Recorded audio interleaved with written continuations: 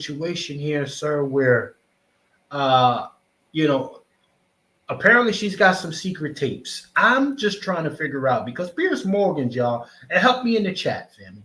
Pierce Morgan's platform is pretty big. Okay. Why hasn't she played? Why didn't she take this opportunity to play these tapes on here? Is it a strategic move to delay or put it out right now? I'm really trying to get some understanding of this. But again, just to bring you up to speed real quick, Brother Juan, Jaguar Wright has been on these niggas' necks just the way we like it on this side. You just step in their necks. You know, and she all over it. She been on it for the last few years. So I gotta say, you know, I'm hoping it goes down the way we need it to go down. But Brother Juan J. Johnson, sir, what say you after hearing this? Are you familiar with the sister Jaguar Wright? A little bit. I don't really follow her like that because she, you know, we got a lot of we got more of that. attention folks out here. You know, okay, let me keep it rich. We got a lot of attention whores out here. You know, attention whore can be a male or female. All right, come on, let's go there. Yeah. Okay. So, you know, like I said, a broken clock can be right twice a day. Jaguar Wright, again, I don't take nothing from what she's saying, but my thing is this. Nobody said nothing as long as they was getting paid. I mean, everybody got what? They got their money, they got their clout, they got the stardom, and now everybody got something to say. When I tell you, man, I put a price on loyalty, even degenerate loyalty. Okay? Because we don't see these same stories from the dominant culture talking about Hugh Hefner. Come on. Okay? Playboy. Or the Hustle magazine. What's his name? Who did the Hustle magazine? Who also had these crazy parties.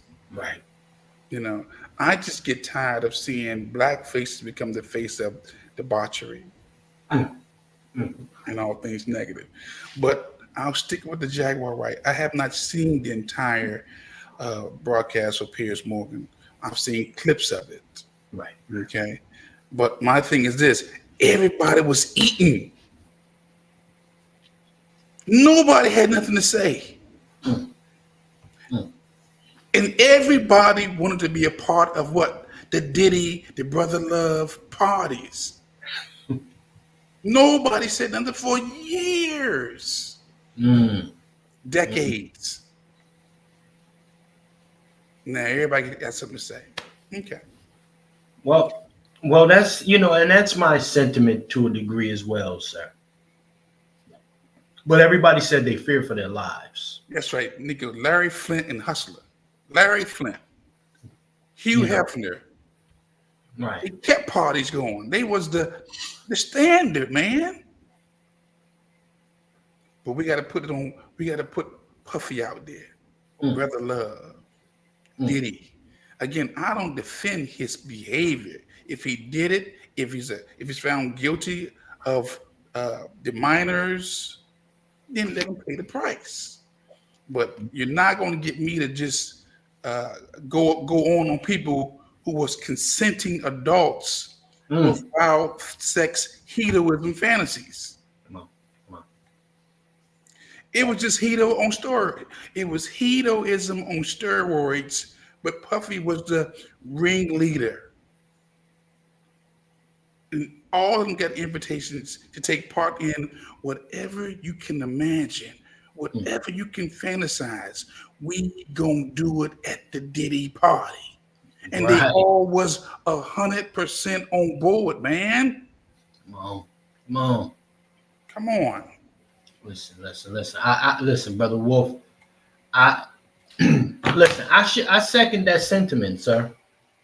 I second the sentiment, and you know what? But What's really stands out to a guy like me is the silence of the other one. See, it was all black excellence just a week ago, right? Mm. It was just black excellence a week ago. Where the fuck is Jay-Z? Shout out to Jay-Z. Black excellence. You know, we moved past this. All of that fly shit. This is chess, not checkers. Blah, blah, blah, blah, blah. Quiet as a motherfucking... a mouse taking a shit in the corner. So watch this. Yeah. They didn't have the type of coverage that Diddy is getting. They didn't have this type of coverage for Epstein. Come on. And Epstein was 1,000% worse than Diddy. Epstein was Diddy on steroids. You didn't see this. And we still haven't seen the names on the Epstein list. Okay? We still ain't seen that. Epstein had a whole damn island. Puffy had no island. He flew you from California, Florida, New York. Shout out to the family in here. I mean, listen, you know, we're dealing with a situation where you got to, first and foremost, these folks, just like this presidential candidate, Kamala Harris, these are selected people. Right? These folks are chosen. Okay? So now, in order for the cookie to crumble, somebody got to take, or some people got to take a few licks. I am looking, and ultimately this veil, this secrecy veil, I'm here to tell you straight like this, man. A lot of these little secret parties ain't so secret. This shit is just, it really happens, y'all. Mm-hmm. It really does happen. All of the extra wild shit. Salute to the 110 plus in here already. All the extra fly stuff that goes on in these events, quote unquote fly. I'm here to tell you it does. I cook for these things. Pause. Okay? And I get the fuck out of there. I get the hell out of there as soon as the shit start looking a little weird. Okay? I'm just here to tell the family. But we're gonna play some more. Hold on, before you play that. Yeah, and the folks who were there, they were what? All in, right? All in. This is consenting. Consenting adults, people.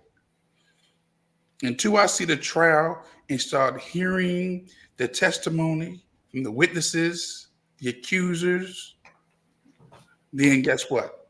All these folks are consenting adults who right now trying to get a bag. Come on. Yeah. I mean, listen. So again, salute to the 110 plus in here. You know, a wolf smells blood. Sharks smell blood in the water. Right? They go crazy off of that shit. So again, I wouldn't be surprised that this is all the same kind of stuff. You know, I do know though, as far as advocating and talking and speaking some truth, quote unquote, Jaguar Wright has been leading the charge on that for a long time. And she has been the crazy, quote unquote, labeled the crazy woman out here. Mm-hmm, mm-hmm. You know? And I think part of it has to do, I'm going to say this. Can we keep it 100 family in here? I think a lot of it has to do with her delivery. She be trying to sound way too motherfucking deep. I mean, way too deep. She be getting all slow. They be yo, Jaguar, right? Just tell a story, sis. Tell a story. Right? You know what I mean? Don't do all the theatrical shit. Like, look at her. Even when she telling the Pierce Morgan, look how deep she try to get. And it's all done under the protection of this is going to be paid off. There's another NDA. This is going to be, it's terrible. It seems to have been something that people, a lot of people. Hey, yo. Now, listen, fam, I'm not laughing about any potential victims. but but it's so dramatic, fam. It's so dramatic. She paused. She paused for like 2.5 seconds and then said, "It's terrible." That shit be having me rolling, y'all. That shit be having me dying in here. Let me see who else is. Salute to Ray checking in, man. What's happening with you, Ray? What's happening with you? Salute. Let me see what the chat is saying right now. Let me see what the chat is saying. Sister Star said, when you see Gloria Allred representing people, you know those are the ones looking for a payout. And that's a bubble fact, Sister Star. When Gloria Allred, right, Ben Crump, married, when all of these folks come out, you know it's a bag chase. It's a bag chase. Particularly when in the case of women. When you see Gloria start telling chicks, pick their hair out. Pick your hair out. put some sister girl loops in your ears. Huh? That's what Gloria Allred will do. And then she'll tell you, she'll say, make sure you put your fists in the air. make sure you put your fists in the air when they interview you. But you know what, Chef? Anybody that's talking is not talking for free. Come on. There's something that they want, whether it's money, whether it's some type of show, or whether it's some more subscribers, or they want to be credible, but they're not talking for free. So we ain't asked the question, how much she get paid for the interview? She probably got a book coming. She's not going to release everything because she got a book or something she's working on. Or better yet, a movie, a premiere. None of these folks that's talking right now are doing it for free. That's what I'm saying. These folks enjoyed the lasciviousness. They enjoyed the sexual encounters. They enjoyed. Watch this, man. See, watch this. As people who don't really have that money that the others have, we look at them as, man, if I had that money, I'd be doing the same thing too, probably. Okay? Right. We aspire to be like these actors and entertainers and these athletes because they have a little clout and some money. But what keep us from them parties is we ain't got that money. Okay? But for those ones who partook in those events, they could afford to be there. Right. Okay? And they was there for decades and said nothing. Come on, man. Now, I'm not excusing Diddy's behavior, whatever he did. If he did it, may he rot in the cell. Right.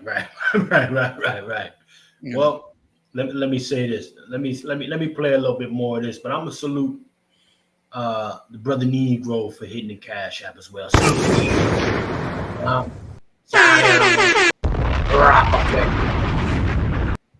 Appreciate the contribution, brother Negro. Be safe out there in Biden's backyard, man. Keep your head on a swivel, man. You might have a bootleg pull you over and join in on a lynching on you, man. Just keep your head on a swivel. Keep your head up, man. We over here. You heard? Salute to my brother Black Laren for checking in, man. Salute to our brother Black Laren that you're on board. So let's play a little bit more of this Jaguar Wright situation, y'all. Because listen, the cookie's crumbling out this motherfucker. Remember, vote or die. That's Kamala too. That's Democrat. You know, that's her boy. Yeah. So, but let's go ahead and play this. Knew about, but people were simply too scared to talk about. Everyone knows. And every person that's sitting there trying to act surprised knows very well. The whole point of this, like Cat Williams said when he sat with Shay Shay earlier this year, the whole point of this is for them in a coordinated effort to pretend like none of it is real for the public's perception. But everyone knows what's going on, and it's been going on before Diddy. See, people keep looking at him like he's the Sputnik that came out of nowhere. This is someone who was designed to be what he is. Mm. We got to stop making ditties. Now And that if we're going to do that, then we got to go back. We got to go back to even further, the mentors of these. I'm gonna stop right there. Now that let's go. Let's unpack this apart a bit, y'all. Can we unpack this with Touch family that's in here? 120 plus of y'all. We gotta stop making ditties. Why? Okay, go there, brother. Go there, sir. Yeah. Diddy is a product of his own environment. We didn't make Diddy. Mm. I'm not, when she said we got to stop making Diddy, freedom of speech and the First Amendment is about choice. When a person decided to cross the blue line, that was a choice. When you decide to rob a bank, that's a choice. When you decide to go to the store and get your fruit and vegetables, you pick either the smooth one or the blemished one. That's a choice. You made a decision. We're not making Diddy. We didn't make Diddy. Diddy made some decisions, and now he's suffering the consequences of his decisions. Right. You know, this is what you call karma catching up with you. That's all. What you sow, you got to reap. What you plant, you're going to pluck. What you put out there in the universe, you're going to get it back. Let's keep it 100. And again, full disclosure, to me, all this is a distraction and it's just entertainment. It's a big distraction. But again, because we live in this society that's built on who did what with who and why they do it. See, because we don't talk about. No, I'm there alone. No. Don't spoon feed the folks, brother Wolf. Don't spoon feed the family. Now you understand? Like, listen, if we're gonna talk about it, let's talk about it. Step in their necks. Look, let's not act like that we live in a moral conscious country. What was it built on? Now we're gonna talk. Now. Okay. Come on. Without getting real historical. The same thing that they're complaining about Diddy on. That's what it was built on. Right. But this time we got to attach a black face to it. You didn't hear them calling for Hugh Hefner's demise? Larry Flint demise? The Penthouse magazines, all those guys? Hollywood be called Hollyweird. Girls Gone Wild. Yeah. The entertainment community is what it is. It's an entertainment community. Okay. Well, brother. Well, let me go here with it, brother Juan, because I do agree with her sentiment to some regard. And what do I mean by that? She's the pot calling the kettle black. Yeah, but you know what? Here's the truth. We always talk about it, but damn, where Brother Q at? Talking about these L's that might have to be held. Huh? Yeah, when she said we made a Diddy, we made Diddy. No, I don't think we made Diddy. Hold on. Listen. Doing that Diddy dance, the Sean John Unforgivable. Listen. Listen. If you didn't make Diddy, I made Diddy, unfortunately. I made Diddy by buying his products. I made Diddy by dancing to that music. See, because even here, here's the truth that some cats ain't gonna want to talk about. They've been telling us the degenerate shit that they was on. They had one of the very first trans when he was dealing with Biggie in the music video. Biggie also was talking about how he was plugging kids in one of his lyrics. Diddy was right next to that. Diddy helped produce it. Okay. Okay. And we listened to it. We riding up, listen, I'll say me and other people like me riding up and down the streets, listen to Bad Boy, come out and play. What kind of perv shit? Now that I hear it now, that's some pervy shit. Some spooky perv hiding in the tree type of shit. Huh? Okay. So when we talk about, you know, a person like this, first and foremost, they gotta have the resources. As a child, even into my young adulthood, I helped finance the debauchery. Yes. Some of them baby oils was purchased by a lot of us. We have listen when Chef C say, "Hey, you want to contribute to the platform?" If I was on some fuck shit behind the scene, y'all help pay. Yeah. So when it's looked at in that way, yeah, we do gotta stop making ditties. But let's be clear, Diddy wasn't the first. See, if we go back and we start digging a touch, guess what, y'all? Some of your great ones was on some wild shit. I'm not, you know what? I'm not even gonna say the names. I'm not gonna do that, Brother Juan. But when the sister says to me, we gotta stop making ditties. When we see them, we gotta stop financing them. And because they put out some fly shit, yeah, shout out to Sister Jane. Shiny suit. I had 2 of them. Sean joined up. All right, so let me push back. Oh, come on. Again, I look at things in 2 perspectives. Diddy was a part of the culture. I've never heard Diddy say he was a believer. See, I'm speaking on the culture. And in the culture, there are no rules. That's why people become believers, whether they become a Christian, a Muslim, or a Jew, because you want to adhere to a different set of rules. In the culture, ain't no rules. You can see that with the Democratic Party. One big rainbow. The alphabets. Nope. The hell with the First Amendment. The hell with the Second Amendment. Forget about the Fourth Amendment, which is search and seizures, laws of arrest.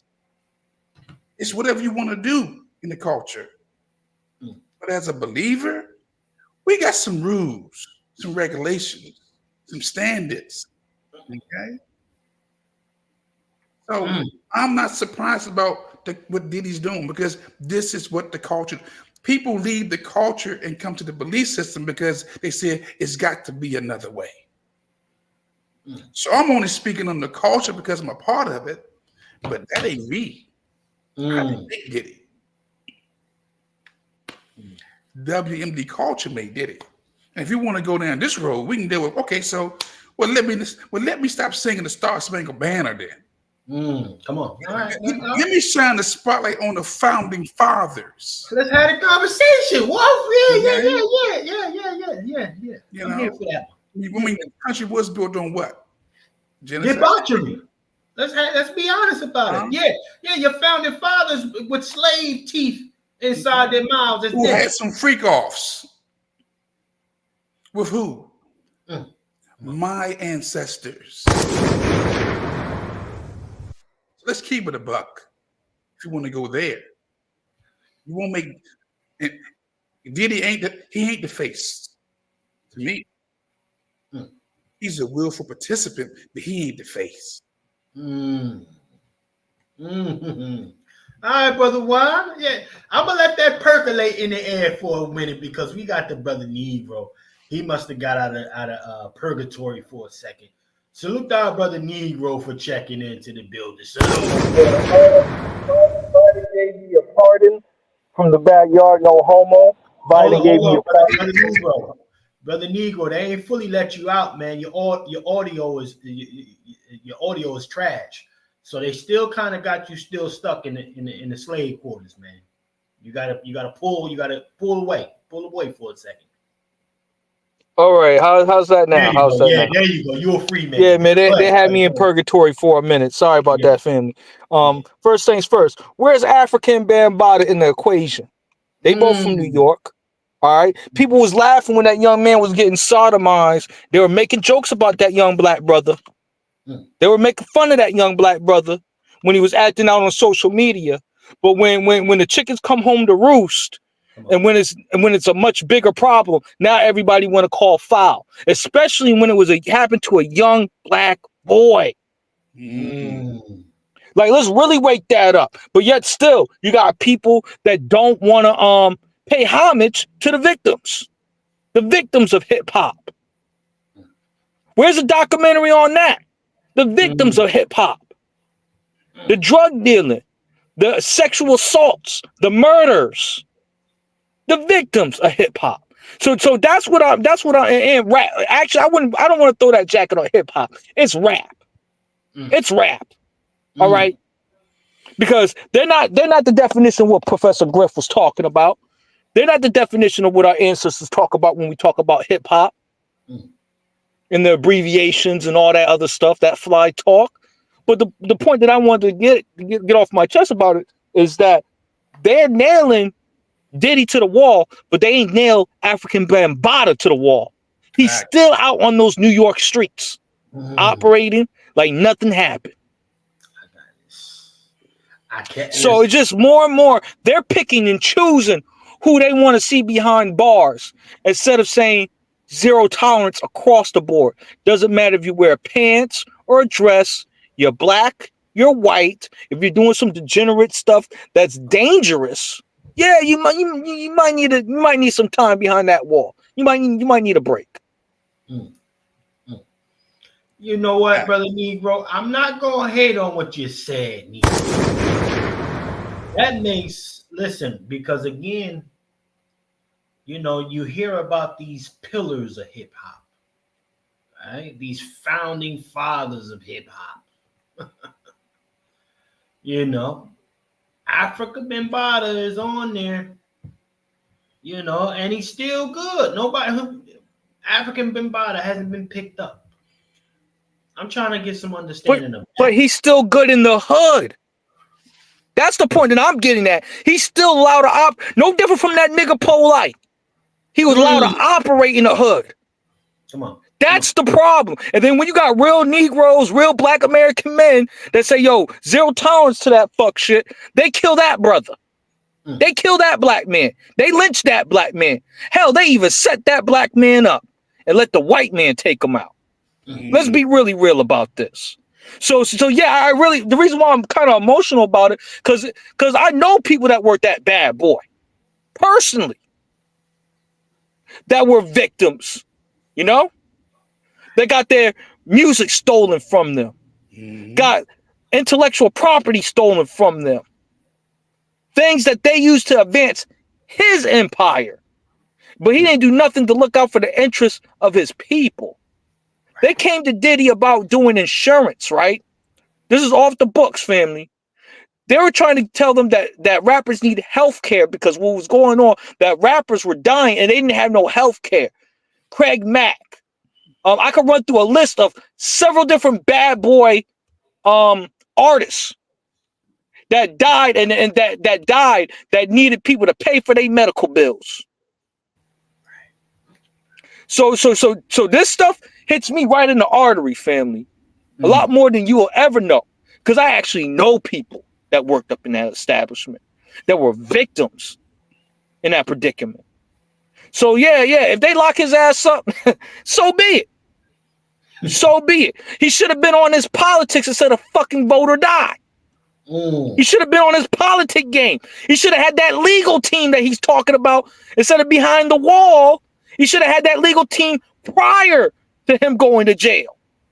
Like, let's really wake this up. See, what Diddy is the failure of black music and black music and entrepreneurship. He is a failure to me because he's not gonna.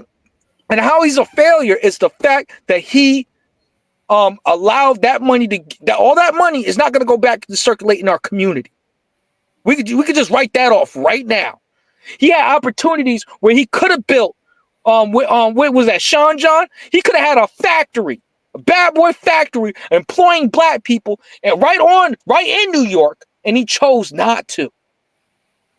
These are the decisions that he chose not to be an active player in black business, but be the face of black business, the face of black excellence. See, people don't understand how that damaged something that's irreparable.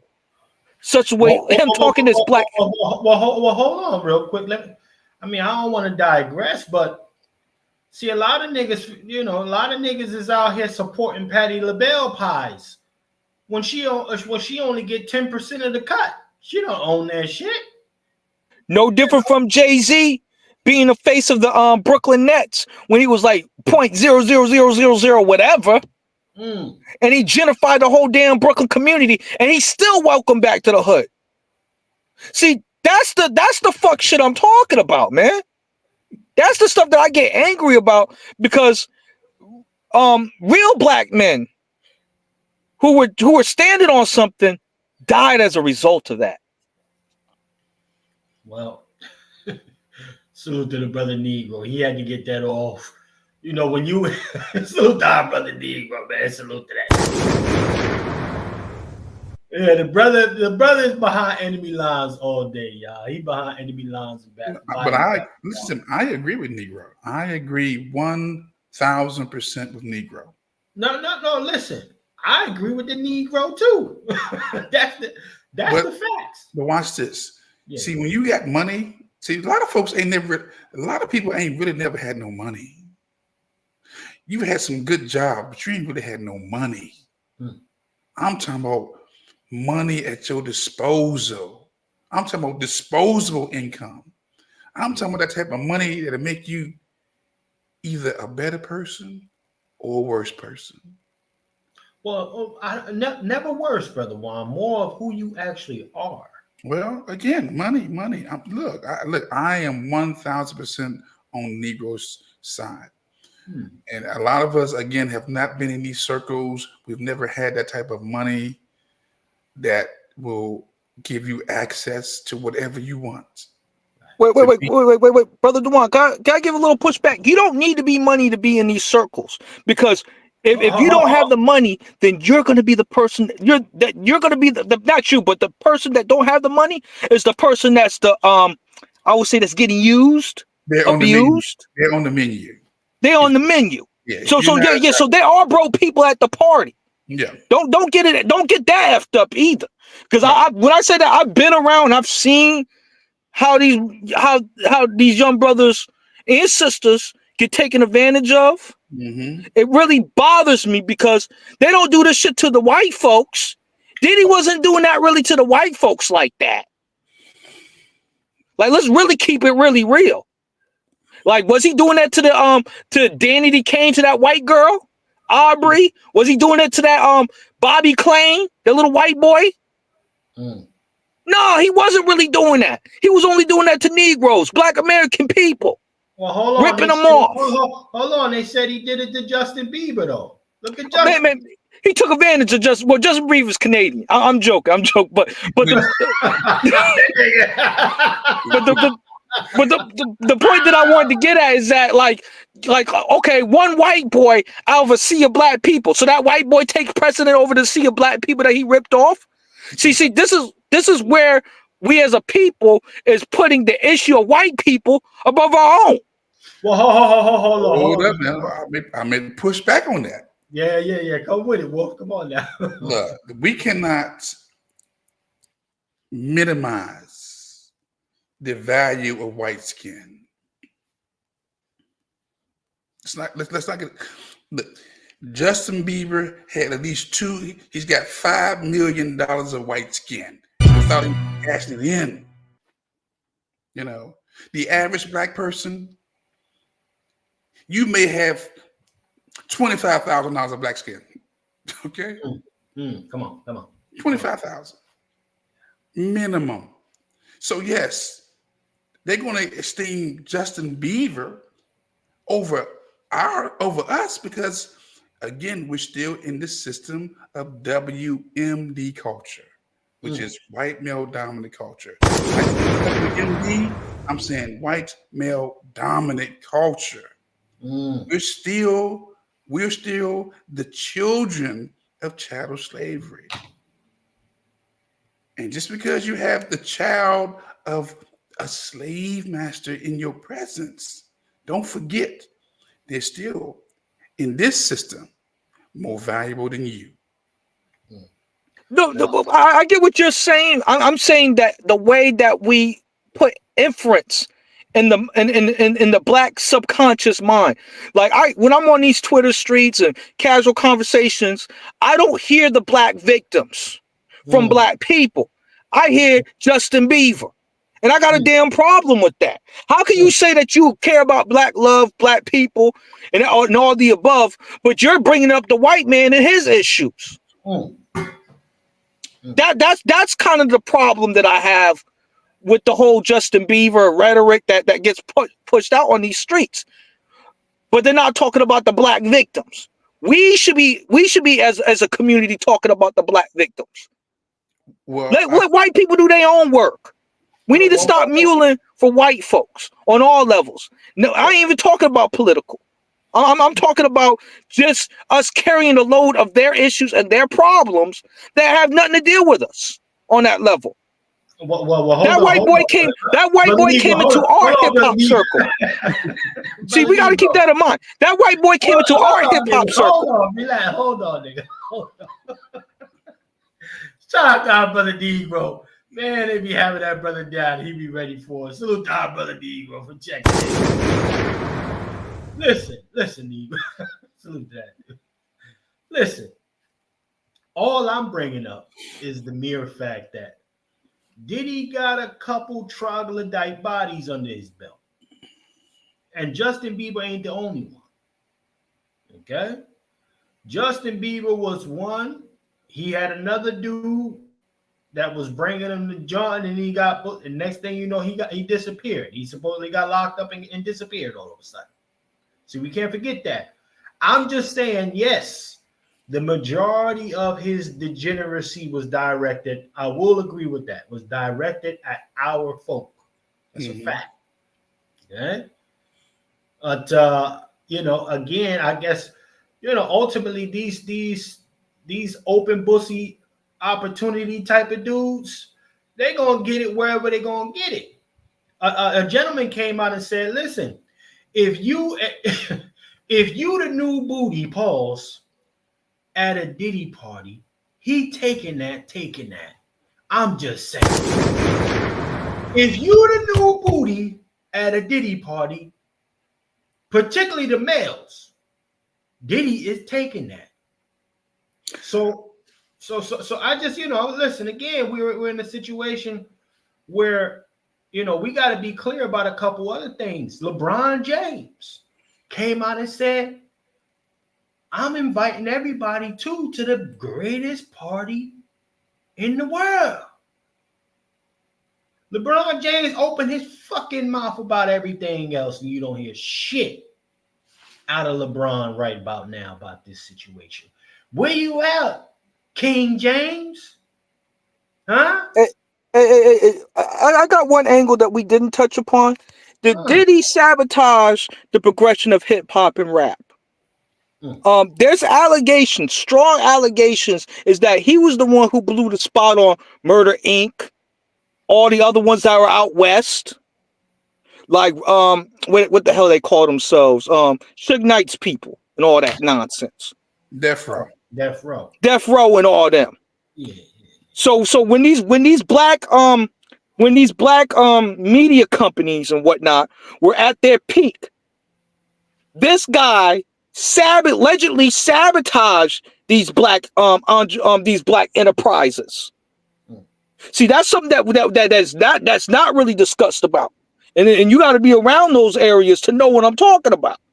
Like that's why I'm so heated about this, because we had an opportunity to in the late 1990s and the early 2000s, we could have got ourselves out of our situation.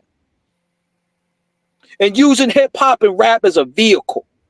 This guy has sabotaged it with vote and fucking die. All right. So that's the reason why I got a lot of hostility to this guy. And it's not because I'm from Connecticut with the binoculars on looking at New York. You sure? All you right. sure? You sure? I know you well city niggas be. I know you New England Yeah, guys but a little different. I'm gonna have to push back. All right, let's go here. Only because in every industry, right? Whether it's gonna be music, entertainment, industrial, manufacturing, you have competition. In the car industry, Ford don't like Toyota. Come on. Chrysler don't like Lexus. Hyundai ain't rocking with Jettas. So yeah, we're competing. That same principle goes with the music industry. Murder Inc. ain't down with Bad Boys. Come on. Bad Boys ain't down with Death Row. We competing. We want to be number one. But they don't compete against the white ones though. They're willing to go WWE against black and other black entities instead of working together and boxing out the white man and all the other groups. See, this is the reason why you got Chinese people with braids rapping, saying that they're a big dog. If that be the case, I don't see Ford joining hands with Chrysler. No, I don't see Ford joining hands with GMC. They competing, and they white brands. Think about it. Well, let me say this real quick, gentlemen. Wait. Do they? But I have a question then. Hold on, Negro. Hold on. Let me say this as we continue this conversation. We got 130 plus in the building. Hit the like button. If you aren't subscribed already, make sure you subscribe. Also, if you're here on a cloud watch and you don't really fuck with us like that, when you're waiting for us to fail, hit the dislike button. Yes. Let us know it's real. Let us know it's real.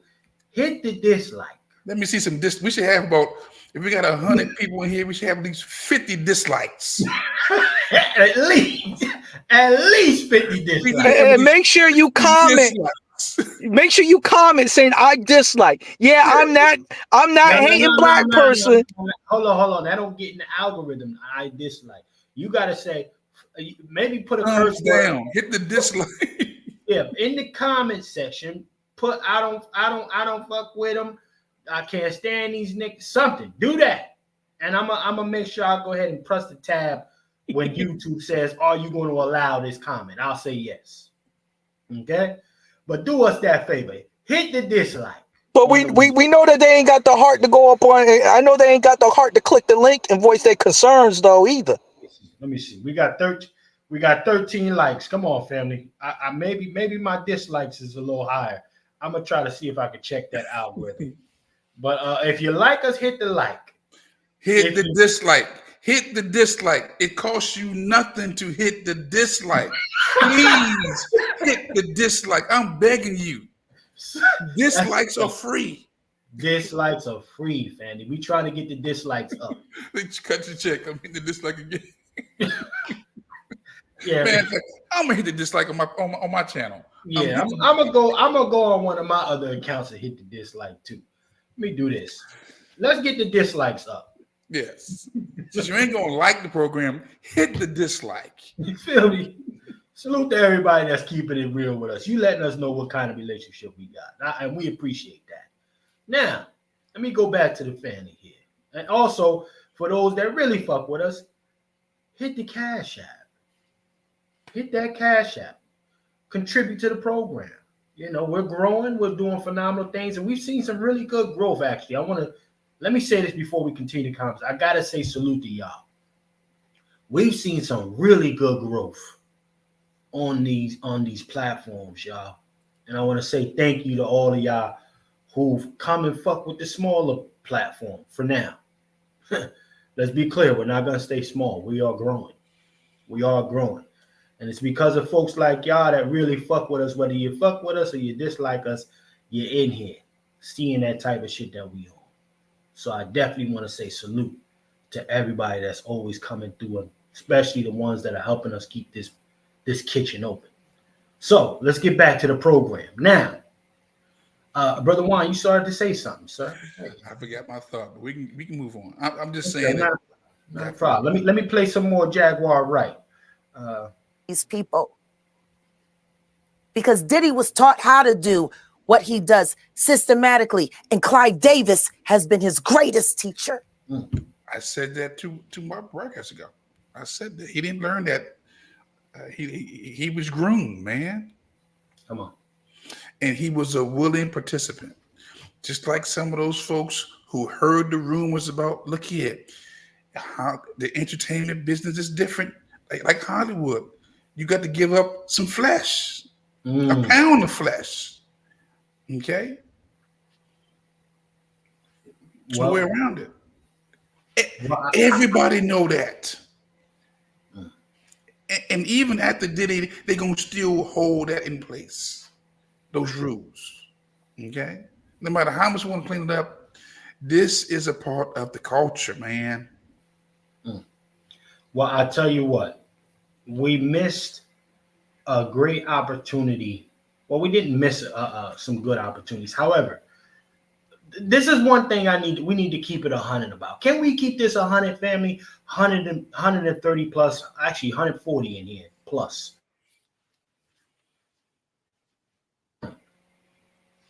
Family members have been giving away their kids for decades. Africa Bambaataa was one of many people who was given children because family members liked him so much they wanted backstage passes.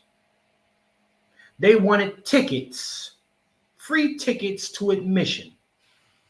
Same thing for those who want to call out an R. Kelly. Family members was giving their kids over to R. Kelly. Aunties, uncles, shout out Aaliyah. R.I.P. to that sister.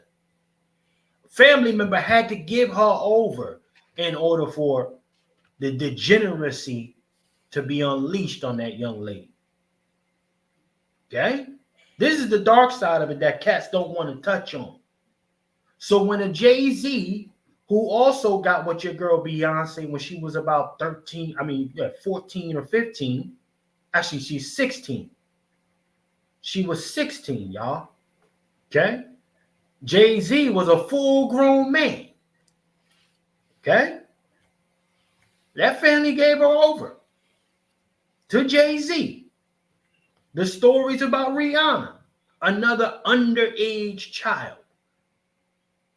Regardless she Black American or not. These folks have been giving over their kids. A lot of this shit, we got to look at us. However, they got to learn it from somewhere. Well, Go ahead, brother. Go ahead. Well, I mean, it's not just that they're just giving over their kids. We've been silent supporters. I mean, until he got locked up a couple years ago, we've been supporting him in his music, his videos. We've seen some of the music videos that he put out there, some of the evidence. The community has been silent supporters. But you know what? Again, see, I think a lot of us, man, wish that we was in those circles. That's one right there. Come on. Come with it. You know what I'm saying? And we live in vicariously through a lot of people in those out of order, inappropriate circles. And then when they get caught, we're the first ones to be right in front of TV, giving the names, who was involved. It's almost like a reality sitcom. We don't care about the victims. We want to know who the stars was. That's a sickness, man. That's a sickness. That's a major sickness. Oh, no. Forget the victims. Who was involved? And we wish that we had the money or the access to be there. Easy on the brother. Hey, brother Chef, can I respond to something about this Jaguar white lady and whatnot? Yes, sir. Yes, sir. Then we gonna- Okay. Her Yes. and Cardi B do need to have an investigator jacket on their asses. If she's out here talking about sex working and all this other goofy crap, she's still promoting the degenerate behavior. All right, like can we be honest and real about that? Well, listen. I've been a strong advocate of locking Cardi B up. Yeah. Cardi B was out there talking about drugging and raping black men. I had to do this. I had to do this for a record deal. Yeah. I remember that. No jackets on that broad, but they're giving jackets on Diddy. This woman said this on public radio. All right, public radio. She said this nonsense, and no jackets were thrown on this woman. So what shows to me is that America has an issue in seeing the criminality in a woman and seeing the evilness of a woman. Because when you look at the prison system, what do you say, sir? You want to go there? We can go there. That's another topic right there. Yeah, because when you look at the prison system, there's more jails to lock up black people, specifically black men. All right, there's no other demographics. So, and if they want to sit there and like, the point that I'm trying to get at is that they just starting to mass incarcerate women for any little thing. They just starting to do that. The prison, the pipeline on black boys been popping since I was a kid. So when I see these type of situations going on, and I see that our community doesn't know how to process evil women, they don't know how to tell your son, don't be around this evil woman. You dig where I'm coming? So that's what I'm seeing. I'm seeing a Jaguar White. She's trying to portray herself like a victim when we don't even know that she was one of the contributors at the Diddy party bringing these bitches through. Oh no! Yeah, it's a whole lot of things that could be thrown on Miss Jaguar White. And she's smart. If I was a Miss Jaguar White shoes, no homo or whatever, I wouldn't be saying a goddamn word. And I would be lawyering up. That's what I would be doing. Figuring it out that. But she want to be famous and whatnot. So she out here just talking a storm. She might talk herself right into the legal case. I think she has. I think a lot of these people are talking themselves right into that legal case. Well, I tell you what, gentlemen, we're going to leave it there for a second. We're going to take a brief commercial break, family, and we're going right into this Candice Owens thing. So I want to salute everybody that's checked in with us right now. Also, some of the family I just saw come in here. Salute to my sister DW, KR, sister Elevated, and my sister Namobi just checked in. If I missed anybody else, salute to you for checking in to the broadcast. Salute. We're going to a commercial, family, and we'll be right back. Keep it locked with us. I'm your host, Chef C. Pat Talk, number 41 with the brothers. We'll be right back, family. Salute.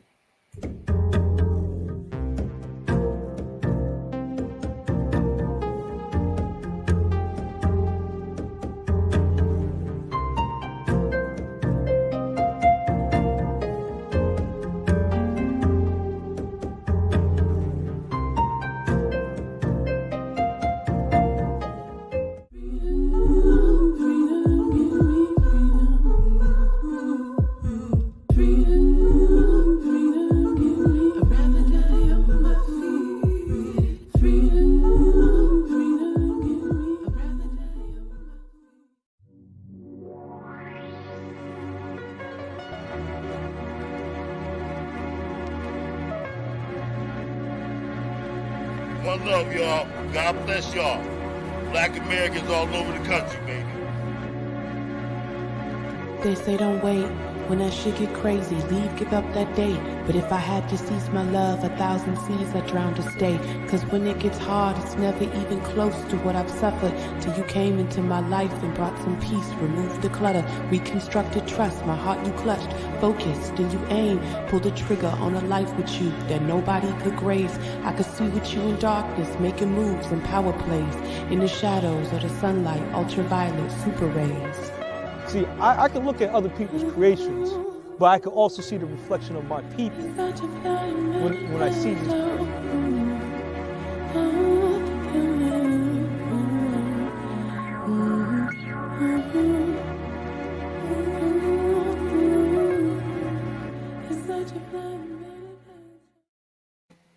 Yes, indeed, ladies and gentlemen. Again, that's episode. If you're here for the first time, that is Bloodline Films episode New London, Connecticut, ladies and gentlemen, from the soil, y'all. So definitely I want y'all to keep it locked with that. We are getting close. We'll be dropping season 2 very soon. We're excited to bring that to y'all, man. So definitely keep it locked in that regard. And that was our brother in that trailer clip, our brother Negro standing on it, like he always does. So those of you who haven't seen season 1, definitely go over there and check that out from the soil.tv to check it out, family. Now, let's have a conversation. Candice Owens, family.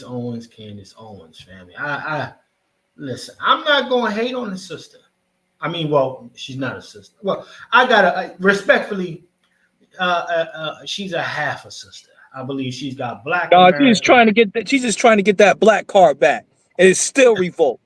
The Negro card is still revolt. Oh, hold on, Negro. Let me set it up. Shout out to our brother Negro. Oh, yeah.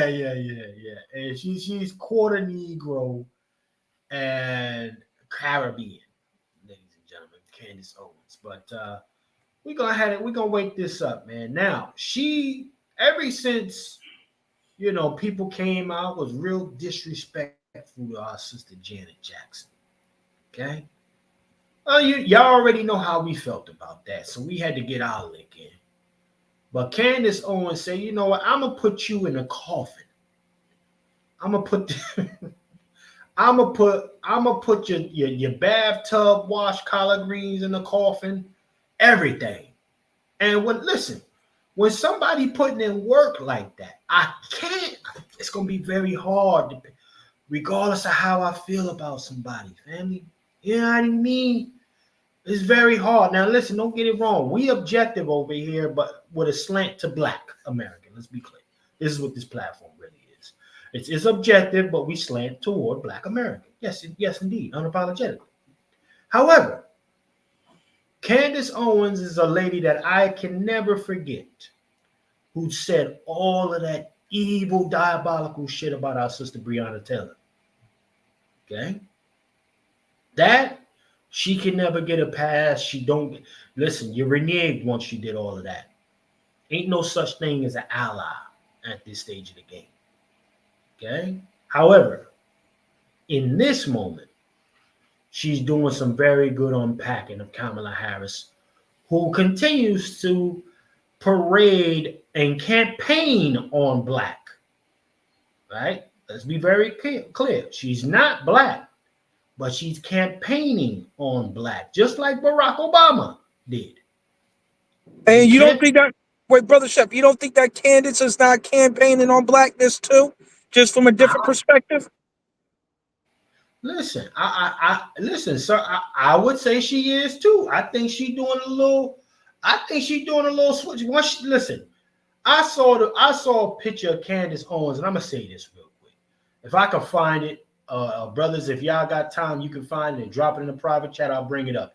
I saw a picture of Candice Owens at her baby shower, and there was another melanated person in sight.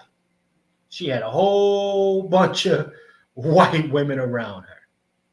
And now that they kind of threw her back into the wind, Candice Owens is trying to be blackity black now. I push back. Oh, here we go. Okay. I didn't get it. Yeah. Come on. Yeah. I don't think she's trying to be black. I think that truth don't have a color. Okay. Truth is not red. Truth ain't brown, ain't white. It ain't tan. Truth is just truth. Truth is the truth whether we would like it or not. Watch this. Truth is the truth whether Muhammad said it, or Jesus, or Confucius, or Buddha, or any of our most esteemed religious leaders.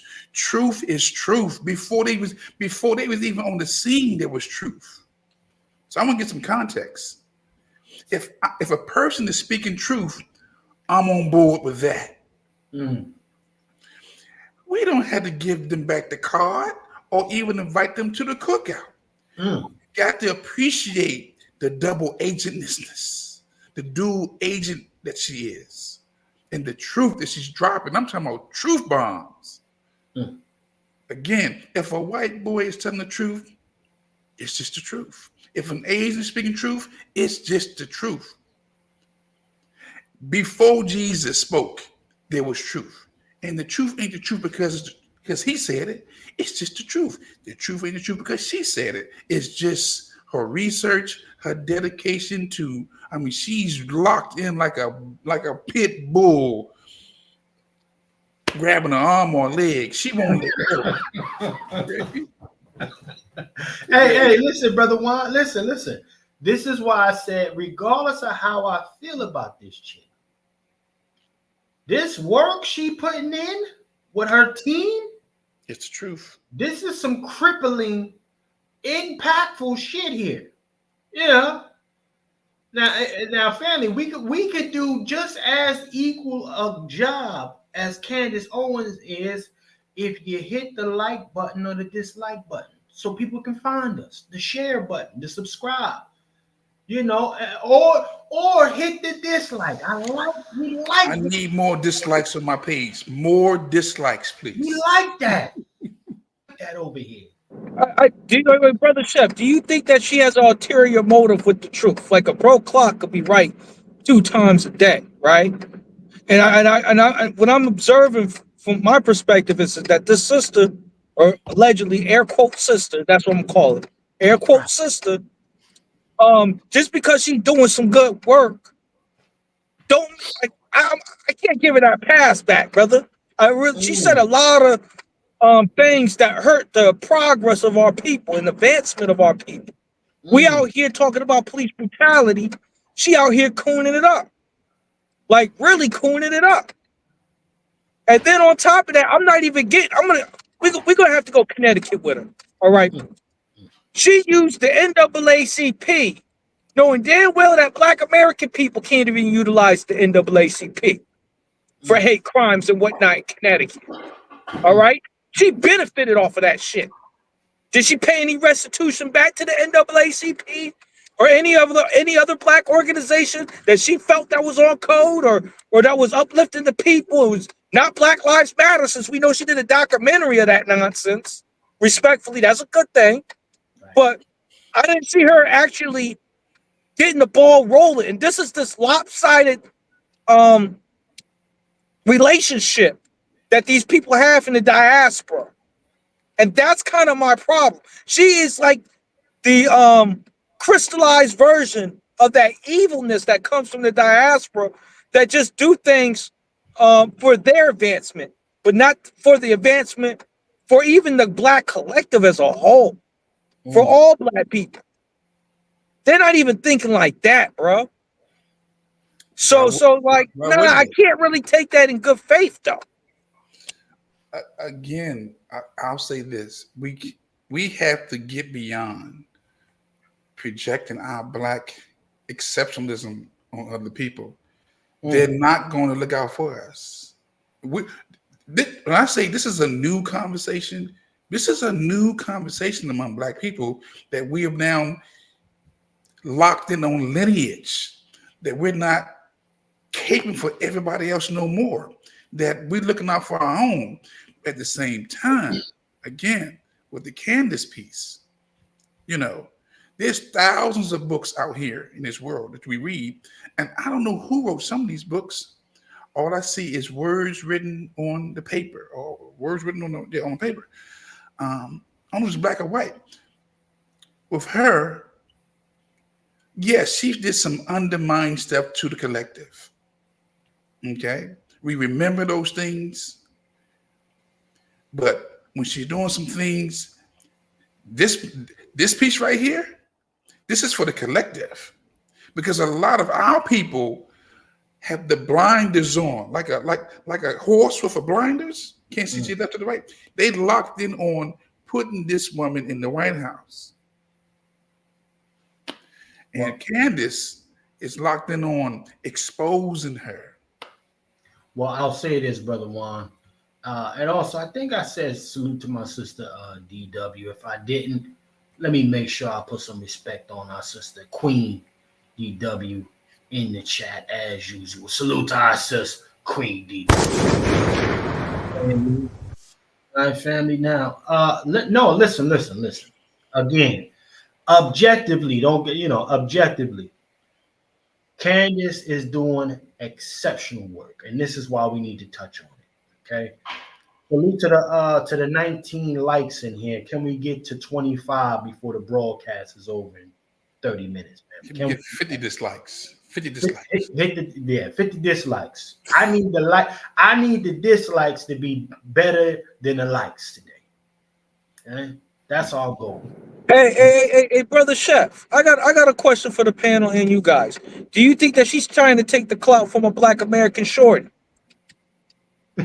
Like, I would prefer somebody from the lineage taking out the trash on Kamala, not some wannabe. Well, the question is just that's just my take on the situation. But what Shorty is doing the work that she's doing? She has the resources. Here it is. Man, I am with you 100% on what you're saying. But a lot of us, we are spectators in the game called life. She's on the field. We're on the field. We're doing the research, the work. A lot of us don't want to do the work, man.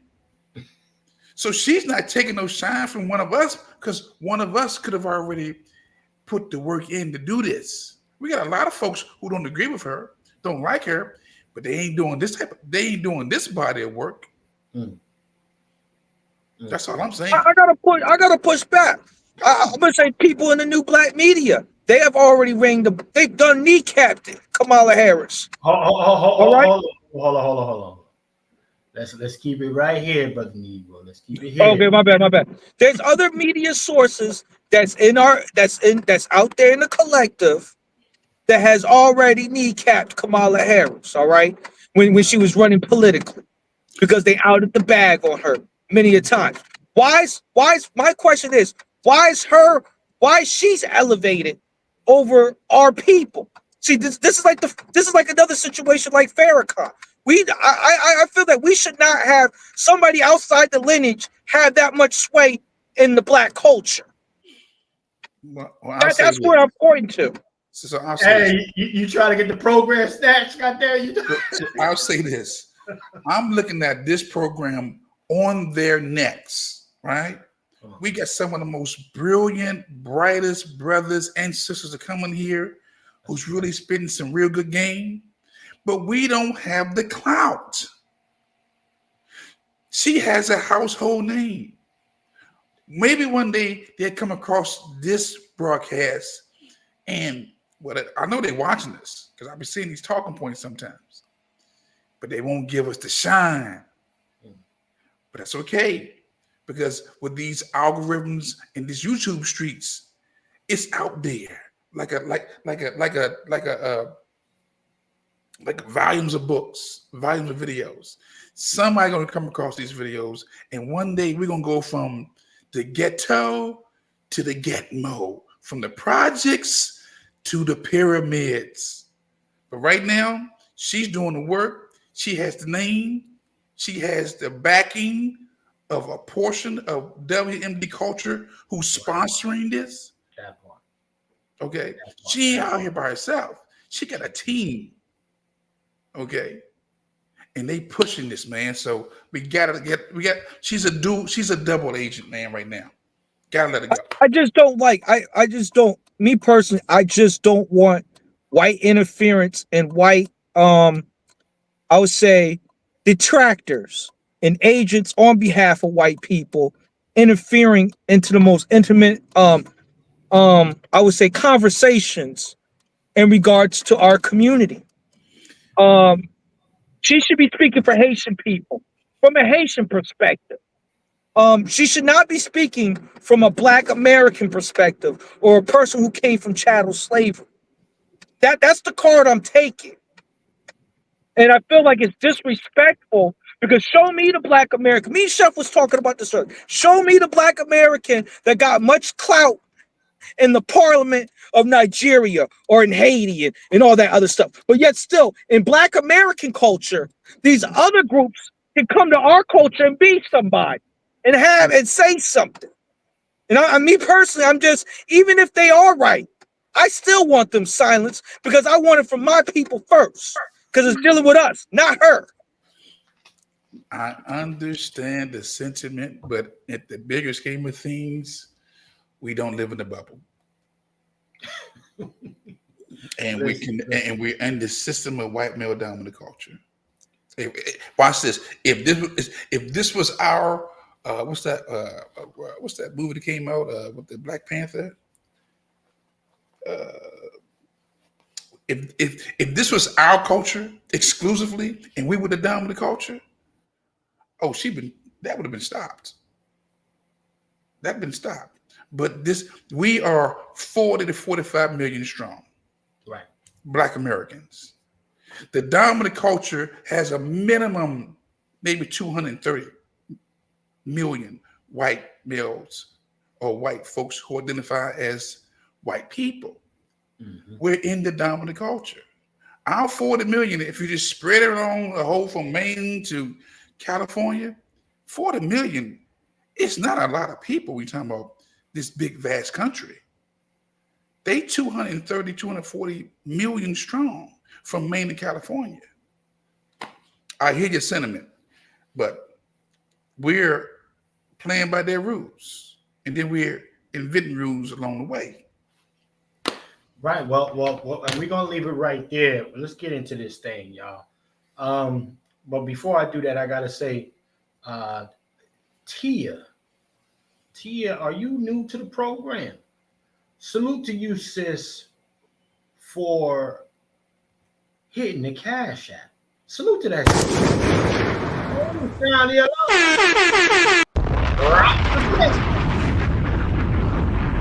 Much appreciation to that sis for supporting the program. Definitely, ladies and gentlemen, if you like what you're hearing and you believe in supporting unmonetized platforms such as this and the brothers that's on the panel, hit the Cash App, $FTS49, or hit the Venmo. Or you can support my brother Juan J. Johnson that's in the building right now.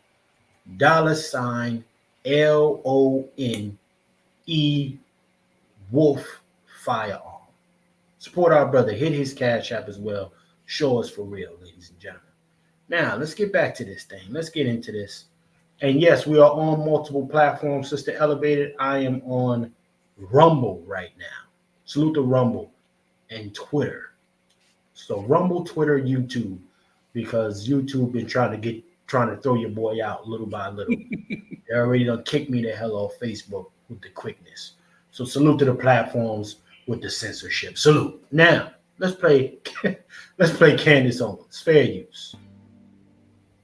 All right, so let's recap. Yesterday, I can admit I was completely triggered. I was triggered black. Now, real quick. Not go away, you guys, because this is about to get to Jackson. Now, real quick, family, I need to bring everybody up to speed before we get into this thing.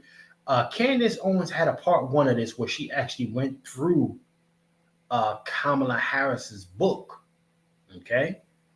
And they snatched that motherfucker. They snatched it. I tried looking all over the place for it. If anybody finds it, shoot it to your boy, because I think we're gonna have to run a few broadcasts just unpacking this whole thing, y'all. But she's been doing an exceptional job finding a lot of information, a lot of receipts. And the very first one, they pulled it. So now we're kind of in the like second portion of this grandma situation where Kamala essentially is putting up the help as an ancestor per se. Let's play this clip though, y'all. Let's play this. Fair use again, fair use. Profile piece. It was very obvious they were trying to do the wacko jacko bit again, like they did with her brother. So to remind you, Janet Jackson brought up in her interview human trafficking, child trafficking, and the journalist then decided to heavily imply that Janet Jackson was just nuts to pretend that we have a child trafficking issue in this country. And then when the reporter switched gears and asked her about supporting Kamala Harris as the first female Black president, you know, Hollywood's all got to get in line and support this woman or else, Janet Jackson simply said that she had heard that Kamala was not Black and that she was in fact Irish, and the media predictably went completely crazy. I mean, here are some of the headlines here. NBC, Janet Jackson tells interview. Now that's what sticks out, right? I mentioned previously, family, to everyone that these media companies, they all get the same memo. Yeah, I do know that, right? They all get the same memo, the marching orders, and everybody comes out with the same attack headlines, just modify a couple words here and there, adjust the phrase, the framing, and that is the task of the day or the week. We need to go ahead. Hey, brother Chef, we need to be. What about this fact check? They ain't fact check Kamala Harris yet. They fact check Trump all the time. Listen, if they don't fact check Kamala Harris, especially these D9 crash outs, then they ain't Black. Shout out to Biden. If they can't fact check Kamala Harris, they ain't Black. Salute to the 160 plus in here. You understand me? But no, here's the thing. Like, I think we get a little ahead of ourselves, but I will say this. Everybody's been hearing the whispers. You know, everybody's not under a damn rock at this stage of the game when it comes to Kamala. Okay? So I will say this because it's not too far off. I'm going to say this, family. Why hasn't any of these media platforms, right, even the protected ones, right, the protected platforms that Kamala freaks with, why haven't they brought on her mother and interview her mother so we can hear about all of these cultural things that Kamala's been parading out here that says her mother, one, you know, they celebrated Kwanzaa. Okay. Two, the washing of collard greens in the bathtub. Her mom put on this, right? Allegedly, also her mother supposedly her mom, right, told her and her sister that she was raising two Black women. So I would love to hear the mother's perspective on this. Isn't it interesting how they parade and campaign on family, but you don't really hear from the family on a more intimate level? But you'll see the family out there clapping at the DNC. Yeah, doing all that extra celebratory bullshit. Sit down with these family members. Let's have a conversation, Mom. Right? What say you, brother? Why is it? Am I way off with this thing, or what? What say you about that? No, I think the answer is always in the question. Right. See, we're not getting the response from the family because there ain't no family. Come on. This is some type of made up family, man. This is Manchurian candidate on steroids. We thought Barack was a Manchurian candidate. Kamala, you know, you can't. I got people calling me on the line. You got people. Kamala is Manchurian on 2.0. Come on. I mean, so watch this. Anything you have a hard time talking about, that's something you struggle with. You're struggling with that thing. Because it ain't your reality. Come on. Okay? Yeah. But when you're liberating, you're free, you speak real fast on it. You can just talk on it because you know what? I'm free from that. This woman's not free. This woman's been lying for a long time to the point where she's believed her own lies and had to lie on top of the lie. Okay? So the answer is always in the question. There is no family. And the ones that she presented was just pawns. And she come from somewhere, but the ones she gave us, those are not the ones, man. How do you deny your mother, your grandmother? How do you deny your own mother or grandmother? Well, she claims her mother, but she don't even talk about her father. Like he didn't even exist. There will be no Kamala without her father, Mr. Harris. You took his name, the last name, but you don't take his presence. He's still present. You are maybe a half a second from becoming the president of the United States, and you say nothing about your father. Is the hatred that deep? Or is the lies, or is that lie so deep, so strong? Come on, man. Well, I mean, salute to the cooks, man. They just sent me something, family. Can I bring something up for y'all? Salute to the cooks. That's always riding with you. Boy, listen. We got prep cooks. All right, we got banquet cooks. We got a lot of cooks over here in this kitchen, family. Let me show y'all something. Man, shout out to the washers, man. Shout out to the washers because we're gonna have to clean them We got up. a couple dishwashers. Dishwashers. Yeah. We got a couple dishwashers. Let me hold on now. Wait a minute. Wait a fucking minute here. Look at this. Ooh. Family, bear with me, man. Share, like, and subscribe. Let me bring this up for y'all. Yes, indeed. I mean, she's had ample time to just admit or just share with us, or to even refute the stories from Candice Owens, like Joe, what's the Judge Joe Brown. She's had time to refute his stories. She just let it fester. She makes sure that she has people to speak on her behalf because she ain't saying nothing. But go ahead.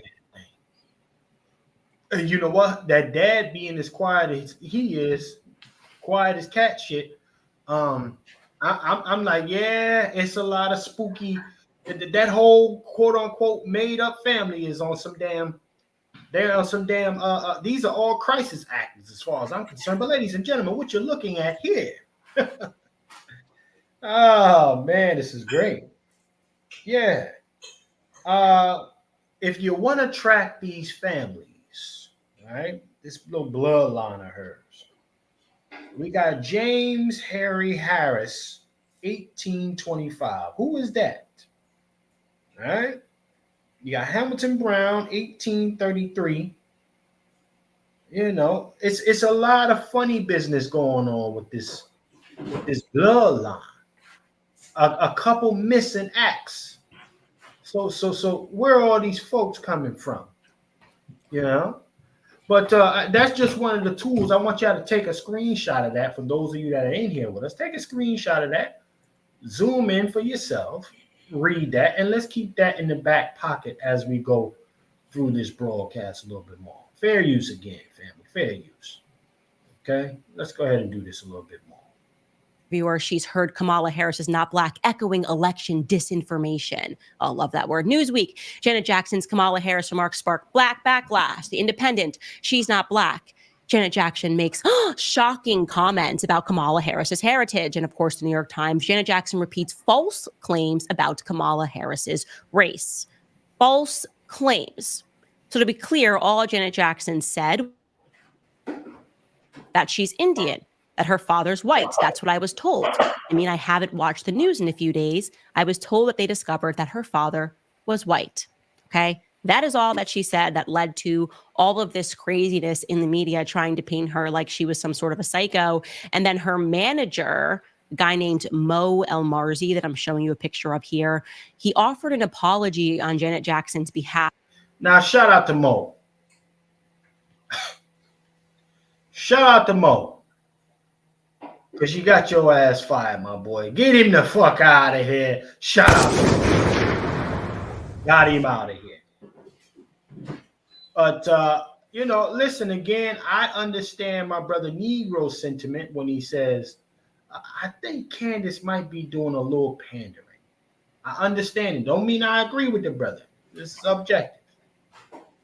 He's got his Wait, brother Chef. Can I point something out based off that picture and that man that wrote behalf on Janet Jackson? Yeah. He's not a Black American either, and he's speaking on an ethnicity issue that has nothing to deal with them. The same thing with like Candice. What I'm saying is these tethers, all of them across the board, no matter who they are, feel like they're privy to speak on behalf of Negro Black American affairs. I don't care if they are right or wrong. It's none of your business. I can't go to your blank hole nation, right? And get in your affairs like that. Where's the decorum at? Where's the respect? Where is the boundaries? That's where I'm getting at. Well, let me say this and salute to the 170 plus in here right now. Listen, let me say this. One, he was wrong for doing whatever we see that. And I'm glad he got cooked by 2 family members. Get him the fuck out of here. Okay? I like seeing this stuff. I like seeing folks like that get cooked. So my thing is, now that we look at it, okay, so I'm curious about his story now. I'm curious about this dude's story, because for him to take the initiative, for him to take that initiative and do that, not having had history of doing anything to that degree prior, I want to know who Mo is. Shout out to Mo. But again, I just bring that to make, we want to make it make sense, right? You got to put some people around. And I am inclined to believe that even Kamala and her people more than likely knew that this could come back in some way, shape, or form to mess with their progress, quote unquote. All right. So let's go ahead and do this real quick, though. Let's do this. Let's play a little bit more, get to the nitty gritty of what we need. After BuzzFeed, he said, quote, Janet Jackson would like to clarify her recent comments. She recognizes that her statements regarding Vice President Kamala Harris's racial identity were based on misinformation. Janet apologized for something that should not have yielded any response from the media. In fact, it should have been the opposite. They should have went ahead and investigated the claim that Kamala Harris is Black, gotten to the bottom of it fully. But instead, it was a media pylon. And then after being fired, Mo added to that pylon by referring to Janet Jackson as unbalanced. Now, real quick, Brother Negro, we just going to touch on this real quick. This of what you're hearing right now, does this give you the inclination that she's pandering to Black folks? Because during that time, the sentiment was like, don't come for our sister Janet. Maybe she can be an authentic Janet Jackson fan, my brother Negro. That's the position I'm coming from, and just didn't like the way that the chick came, what these celebrities were coming at her, So I could see how some folks might think that Candice is pandering or, still trying to get that Black card, that honorary Black card renewed. But this could be a genuine place that she's coming from. You know what I mean? So I just wanted to throw that out there real quick. Let's go ahead and Play some more of this. Like the person who just worked for her came out and was like, she's unbalanced. I mean, with friends like that, who needs enemies? Then came me. I don't know. I guess I really am the person that has been in these streets, Kamala, because I decided to simply look into her genealogy, because why on earth is the world trying to convince me that this woman is suddenly Black? Like they just decided she was Black because she's running and because there is evidence, it is true, that her father grew up in Jamaica. Your race does not magically change because of where you grow up, okay? If I grow up in Sweden, I don't get to suddenly say I'm white, okay? And what I discovered was quite startling. Now, I'll ask you, when did you first get the idea that Kamala was Black? Well, you'll say, yeah, when she kind of started running with Joe Biden. And that claim really came from Kamala herself. When they say a picture is worth 1,000 words, they understood that. Kamala Harris published a book in 2019 called The Truth That We Hold. And presumably the book was filled with truth that she was holding. I had to look through it. And I saw this picture of her. Now, family, to be unburdened from what has been, ladies and gentlemen. She need to be unburdened from what has been. Well, hold up.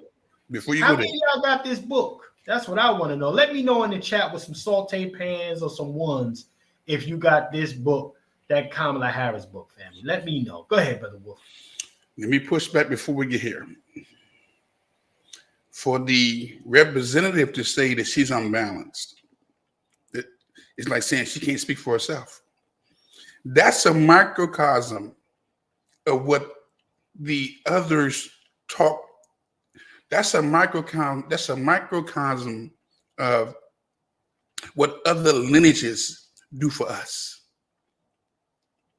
We allow them to come in and speak on our behalf.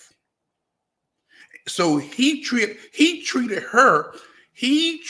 Janet like most of these elected officials treat the broader generation of Black Americans.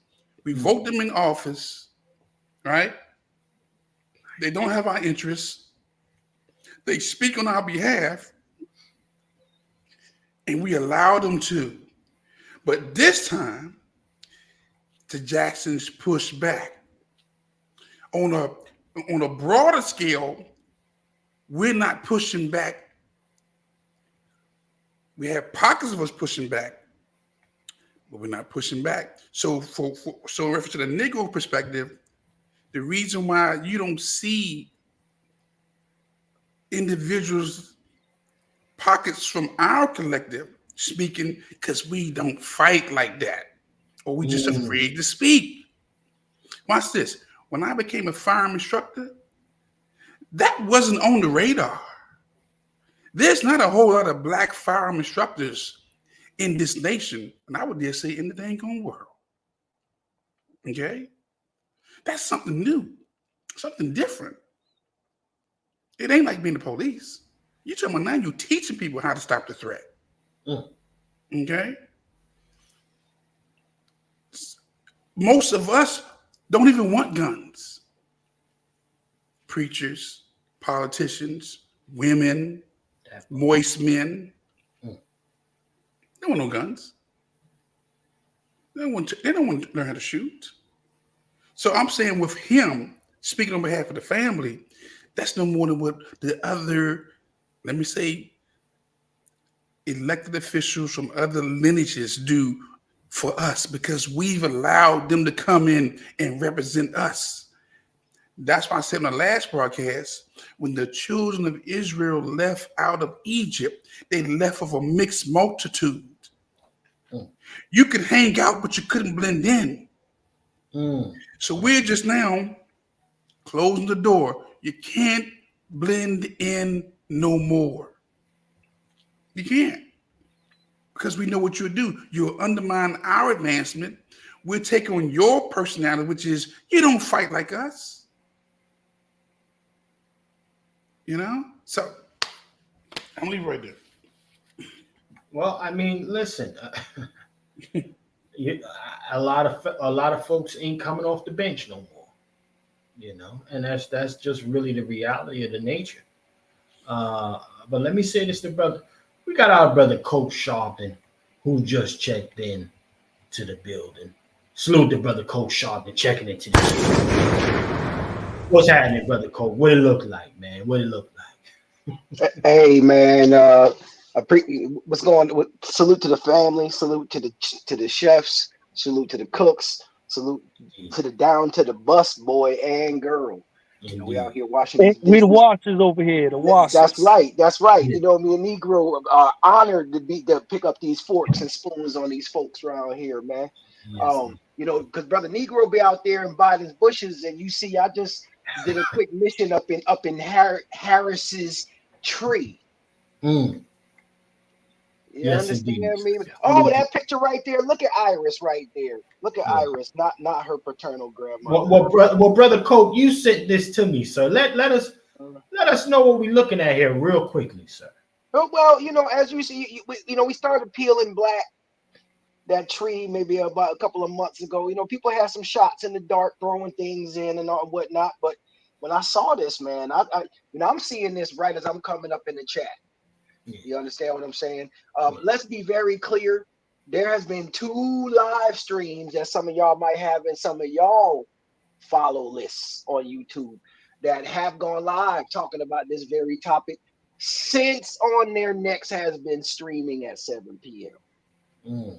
You know, so I'm just throwing that out there. So I just said, hey, good looks on the alley-oop. They over there on some bullshit. You know, we don't talk about other podcasts and whatnot, not by name, because they don't put no. If they hit the Cash App and hit the dislike before you get their name mentioned on this channel. But I'll tell you what, this tree getting deeper and deeper that I'm seeing. I ain't seen that.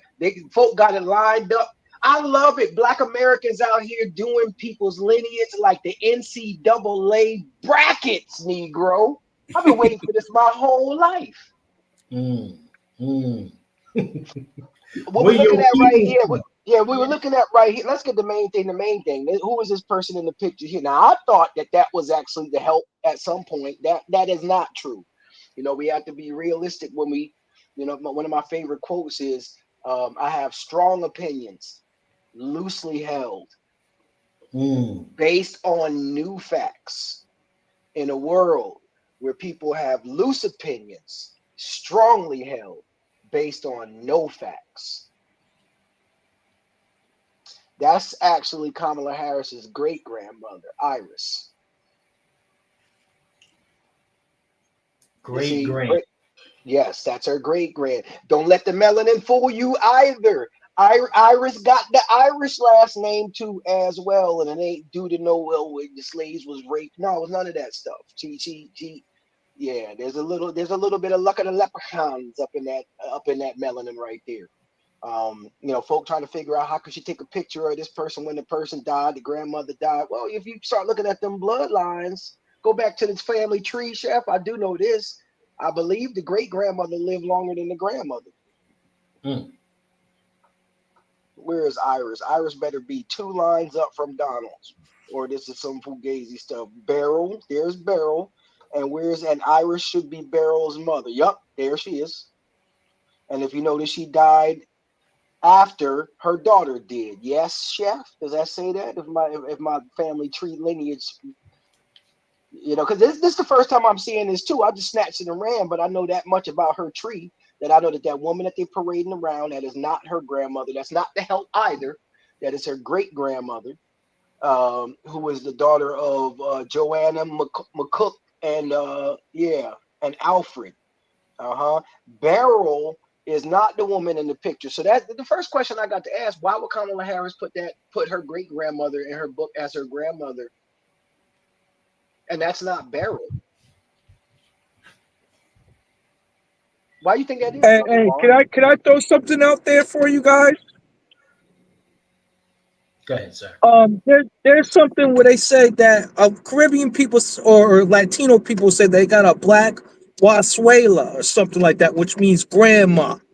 The Caribbean abuelita. Wake up the abuelita. Abuelita. Hey, she stay throwing chancleta slippers at abuela. Abuela. I'm sorry, my Spanish is rusty because I'm an American citizen. Negro-lish out, man. You gotta get your Negrolish You know, come on, man. Abuela. Hey, Negro, while you're bullshitting, the abuelita be the main one that sit there and look at the granddaughter and tell her "mejora la raza," which means lighten up the race, lighten up the race. See, No. Go ahead, But Coke, that was not the point that I wanted. I get what you're saying that with that, but what I was saying is when they try to get in with black folks, they try to say, "Well, I'm black, just like you. I got a black grandma." That's some of their talking points from a social contact from person to person. That's what I was highlighting. The behavior. Well, see, Negro, we have to address both sides of that taco, because you know they like to double dip the tortilla on that side. See, and that's one thing that I'm glad we're learning. I'm learning is that no, it ain't no damn just one stop away. Stop that nonsense. Ain't no one stop away. You would never look at somebody from Japan and say, "Well, you Chinese, you just one stop. It's just one boat stop away, right, Chef? Just one boat stop away." It's the same people's, even though it is. But I dare you to walk up in the Vietnamese nail salon and ask for a side of fried rice with a 5-piece wing. I dare you. Hey, real quick, gentlemen. That's a great. Go ahead. Hold on, brother Juan, real quick. Let me see something. I want to send a major salute to somebody who took their like away. Oh, I gotta say salute to that person, man. Let me hit a sound for that person real quick because we had a certain amount of likes. So salute to that person that took the like. All right, salute to you, man. I hope that person. I hope they got the dislike up. Oh, hate. Yeah. Where you going with that, brother Juan? Elaborate on that, Juan. What we talking about here? I almost forgot because I'm talking about the likes. I want to see some more dislikes on this broadcast. Please, more dislikes. Yeah, you know. Well, while I was talking about the double dipping like Latinos, and we just one boat stop away. You Okay, know, I was going to speak to your Asian point. Oh, shout out to the person that just hit the like in spite of the person that hit the dislike. Salute to you, whoever you are out there in the streets fucking with us. Salute to you. Can we get the dislikes up or the like? Can we get the dislikes up, please? Yeah. Salute to the folks in the cloud. Yes, I see y'all. Salute to your burners. We know y'all got the burners and hit that dislike from the burners. That's what you made the burner for.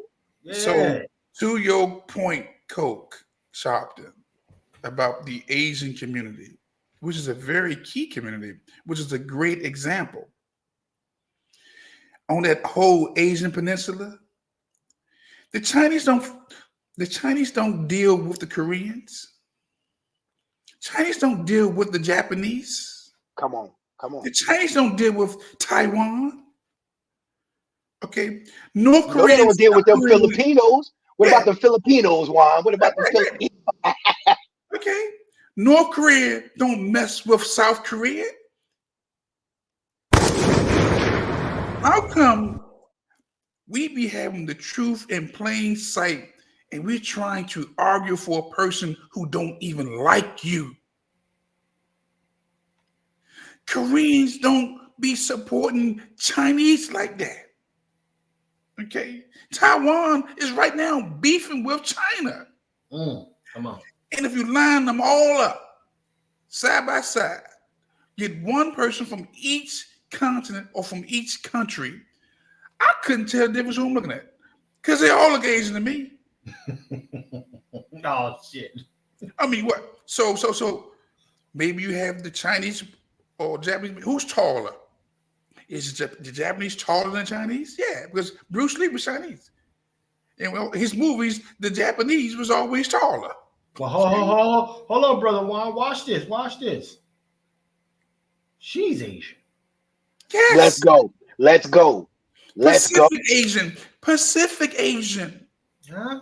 Yeah. And watch this. India is always in some type of scrimmage with Istanbul with the Pakistanians, and that's all the Asian peninsula over there, man. Hey, can I go left with this family? Like really left? Go left. Okay, I talked to the Negro. This is something that me and Chef talked a little about earlier. But I also talked to the Negro Black Knighters. She told me a little jewel. She said, the reason why they're not really presenting Harris family like that, one could say that there are people of color family, POC family. Okay. So they're a mixture of everything. What were your thoughts on it now? Not just Indian, not just Caribbean from Jamaica or whatnot. What about just everything? Yeah. Well, hold on. Yeah, can I address that, brother Chef? Yeah. With Yeah. some scholarship. Yeah.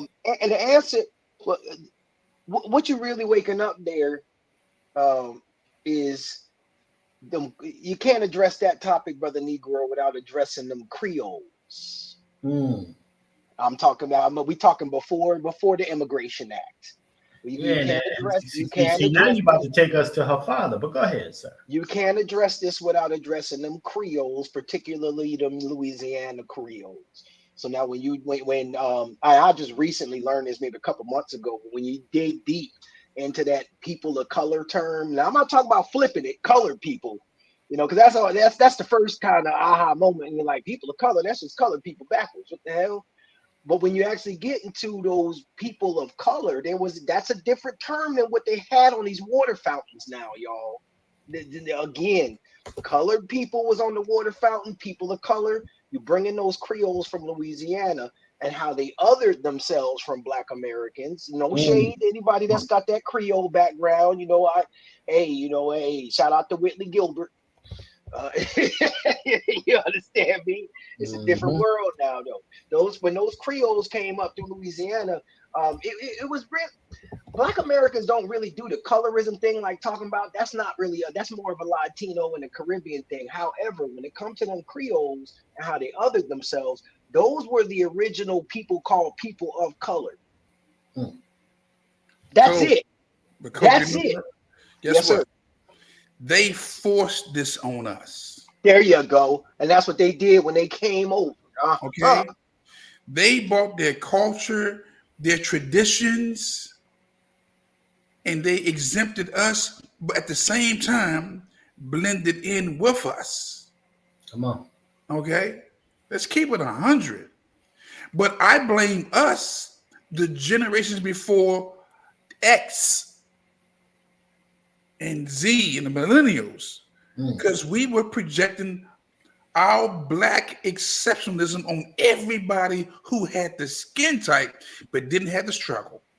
Don't go there, brother Juan. Okay. I don't want to have that conversation. Wait, hold on, Juan. What'd you say? They had the skin type but didn't have the what? I want to make sure that everybody didn't have the struggle. Don't have no blood in the soil. Didn't go through slavery, didn't go through Jim Crow, didn't go through the civil rights. They got invitations to be here, man. Hold on,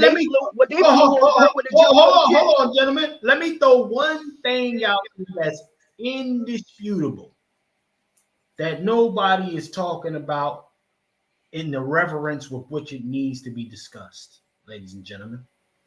You show me another people who had a law called the Anti-Literacy Bill put on their heads. Can't pull that. You can't show me another people that they said, listen, by any means necessary, prevent these folks from being educated, from learning. They made it a whole fucking law over here to keep us from being quote unquote educated. They made it illegal for us to read. Anti-literacy bill. Y'all can look that up. I'm gonna go deeper than that. Come on. They put a law on a book called The Casual Killing of Slave Law. The casual killing. Come on. Where, let's keep it a buck, where white women would go into rage after finding out that their sons, their husbands and uncles were laying up with the help. So they had to put a law on the book, the Casual Killing Act, that protected white women and their children because they was killing slaves. You better get that book, The American Slave Code. And you understand me? Pull that book up on you, Get the book, The American Slave Code, in practice and in theory, man. The slave laws were encoded into the law, and everybody was on the same page. Everybody, white and black. Blacks knew their role, and whites at their DNA level, at their DNA level, at their instinctive level, they knew we can't protect them. The Casual Killing Act. Look it up. Listen, we're not supposed to be educating like this, sir. We're not supposed to be doing that here. We got to be on nigga shit a touch, you know. No nigga shit. I'm not gonna play the clip today. And look here, they passed that law in 1669. Come on, the Casual Killing Act. They said the first slaves got here in 1619. We talking about maybe 40 years before they had to stop, before they had to pass a law that says y'all got to stop killing our help. And to be clear, that's in colonial time. Yes. I'm about to put it in it. That's crazy. Now see there, and then again, they go ahead and spin the block maybe 100 years later.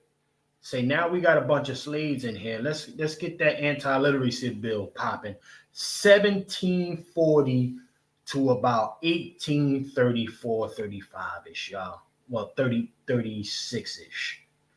We're talking about 90 years of and again during colonialism.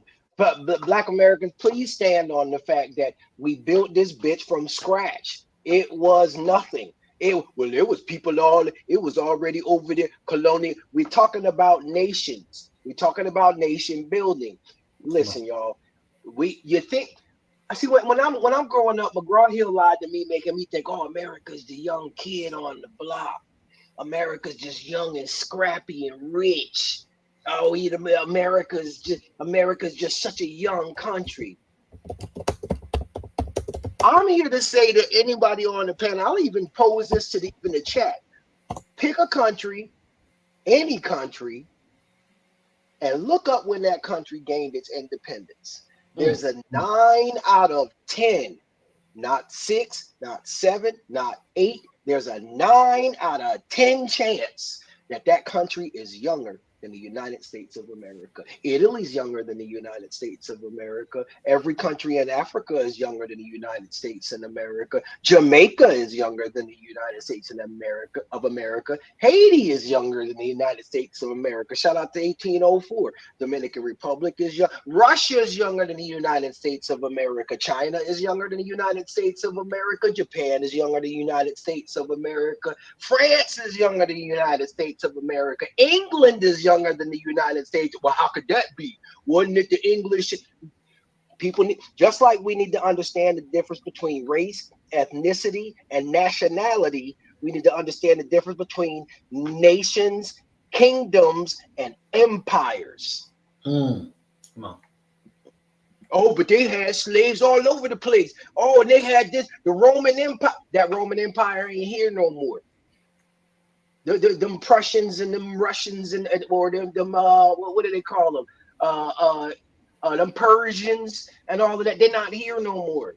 So if them white folk want to crash out and be like, oh well, slavery was everywhere. Well, go ahead and resurrect that Holy Roman Empire and go get your reparations from them. Go holler at the Vatican; they're still around. But as far as the United States of America, we really built something serious here, y'all. Why do you think everybody keeps fleeing here, trying to be here, cosplay us? Because they know that as long as we think we the young kid on the block, we'll never respect that. We move in the world, y'all. India is younger than the United States of America. I land. So watch this, and I'm gonna add to your point. In the era of colonialism, because we're still in colonialism, okay?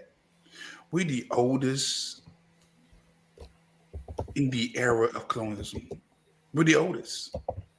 And that's why the hatred is so strong, because Black Americans are always a reminder of colonialism. The slavery, the ships, the Wall Street.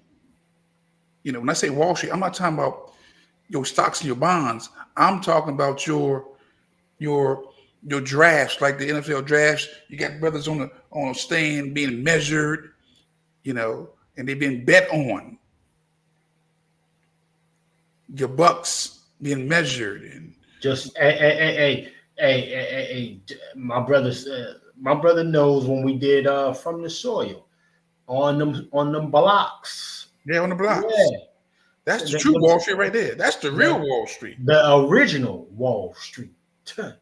Yeah. So no, I am I mean, let's get back to Candice though. We getting a little too we done got too much into this education back. See, Negroes done started showing that they actually read and research, have comprehension. You know, everything that's opposite of what this was designed to do, to be clear. Okay, but let's go back to Kamala. I digress, ladies and gentlemen. Let's play this. And her grandmother, clearly a Black-looking grandmother, on page 282 in the photograph section. It reads, as you can see, visiting my paternal grandmother, Beryl, in Jamaica. Also on that same page, there's another photo of her. Again, you can see it's black and white. I'm not quite sure why it is black and white, but it says, when I was 10 months old, I visited Spanish Town, Jamaica. This is me with my mother and my paternal grandfather, Oscar Joseph. And now this guy looks mixed. He looks Asian of some description, but you can see the idea here is that she's definitely trying to introduce, in a manner of photos, things that make her race look more complicated. So I just decided to investigate that, and immediately things got weird, very weird. First and foremost, because it was very easy for me to determine via just a light search online that Beryl, her alleged paternal grandmother that you just saw, died 4 years before Kamala was born in 1960. Let's pause right there real quick. Now, again, as Candice is doing her unpacking, ladies and gentlemen, y'all can possibly expect part 2 of this from us tomorrow or Saturday, or possibly anytime this weekend. I mean, depending on if all our schedules line up, because us brothers out here actually, working. But again, she goes down a rabbit hole. She finds the different, mix-ups with the birth dates, etc., and shit like that. Shout out to Brother Cope for sending me this receipt here. Again, you got to think about the questioning of a birth, time of birth, and things like that. Again, the copy and paste, essentially. This is that photo of that great, grandmother or whatever it is. It's a copy paste environment. Salute to the 190 plus in here. You got to question these things because nobody takes a picture like that and then spin the block, let alone put it in the book. See, that's the thing that we got to always, that I can't help but ask myself, why go that far if I'm not trying to run a play?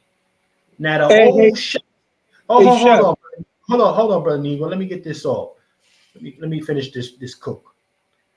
The Shiesty C from back in the day. Yes, if I got to run the joke, I would I would run a play back in the day. Okay?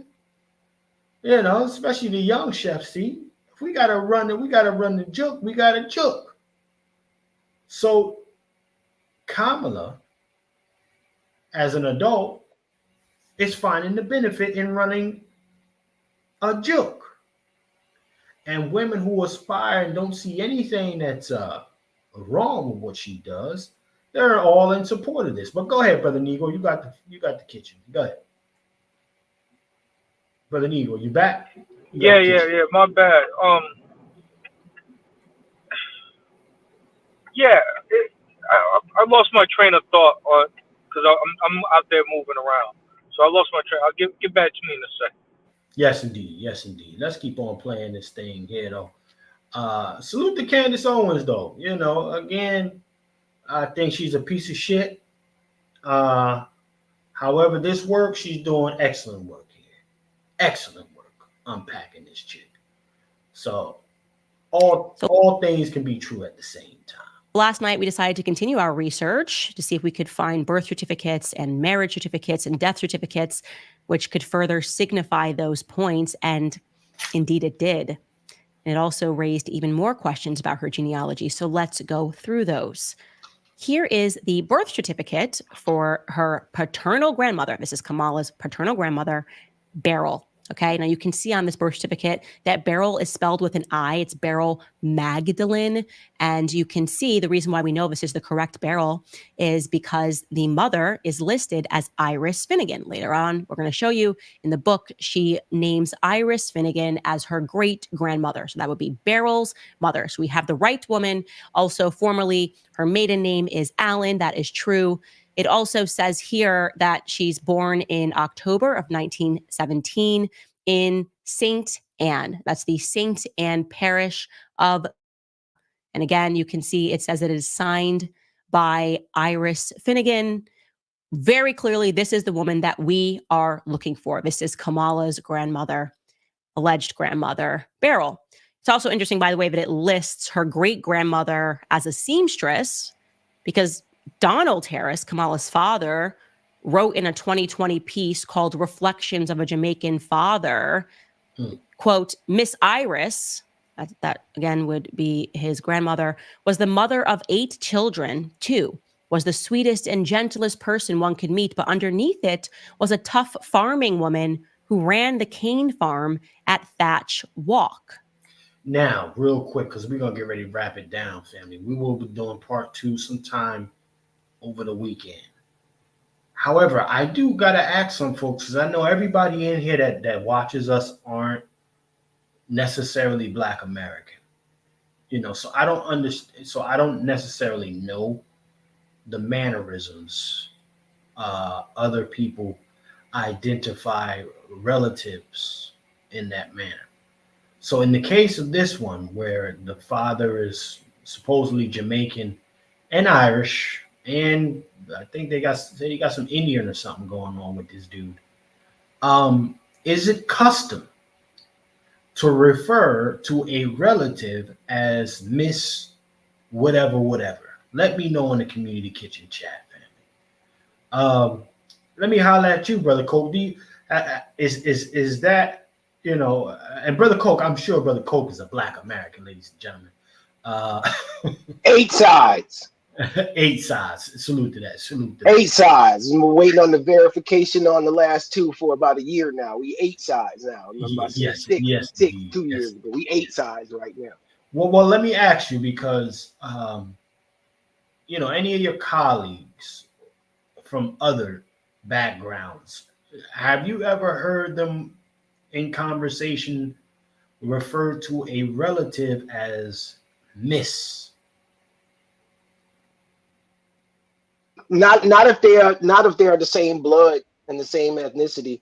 I'd say that even with the diaspora, there's I mean, I could be wrong, I don't know everything, but there's typically a nickname, particularly for the grand, and then another one for the great grand. You understand what I'm saying? So you might you might have a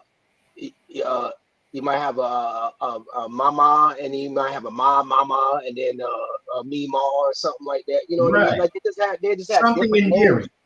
Yeah, something that's very endearing, but not a miss, not a miss, unless that person was it's so distant that that person was never in that person's life. That's the only way I can see that happening. Okay. Well, let me ask you a question then.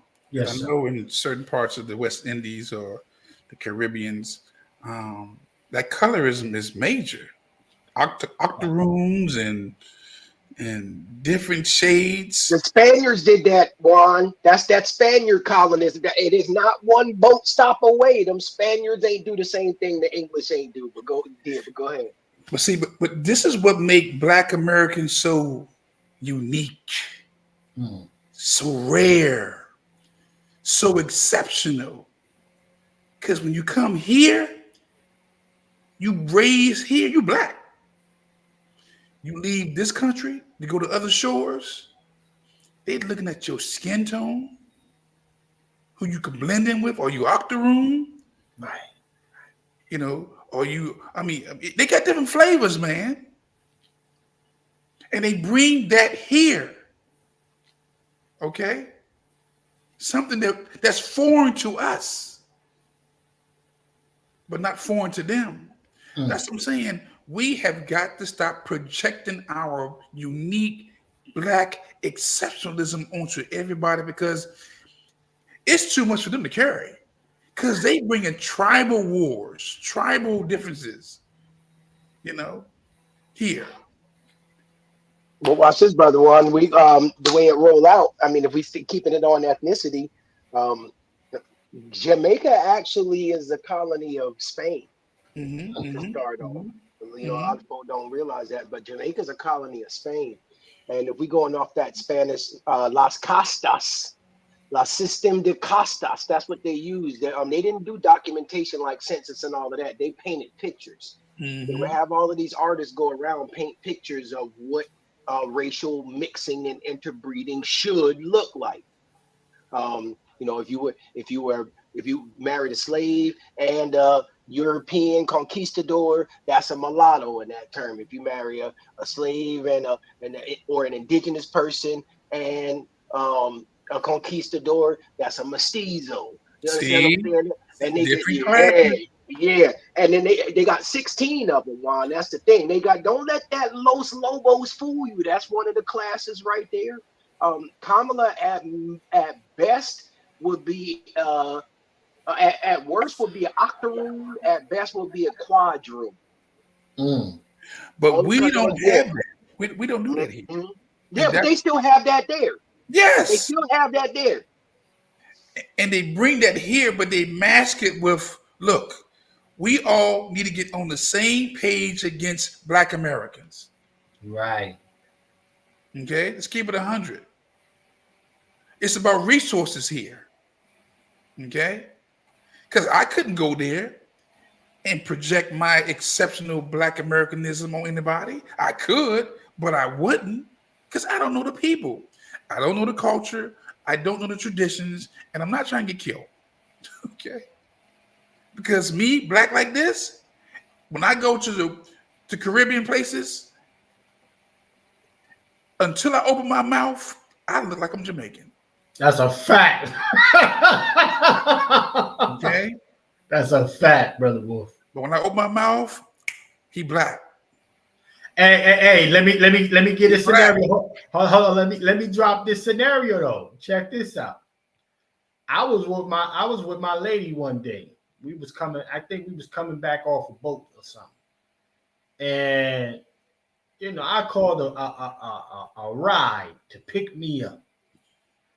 The nigga said, you know, I said something in Spanish to the nigga. You know, I said something in Spanish. He said, oh, so then he responded, like, oh, du Dominicano? I said, no. He said, oh, okay, and walked off.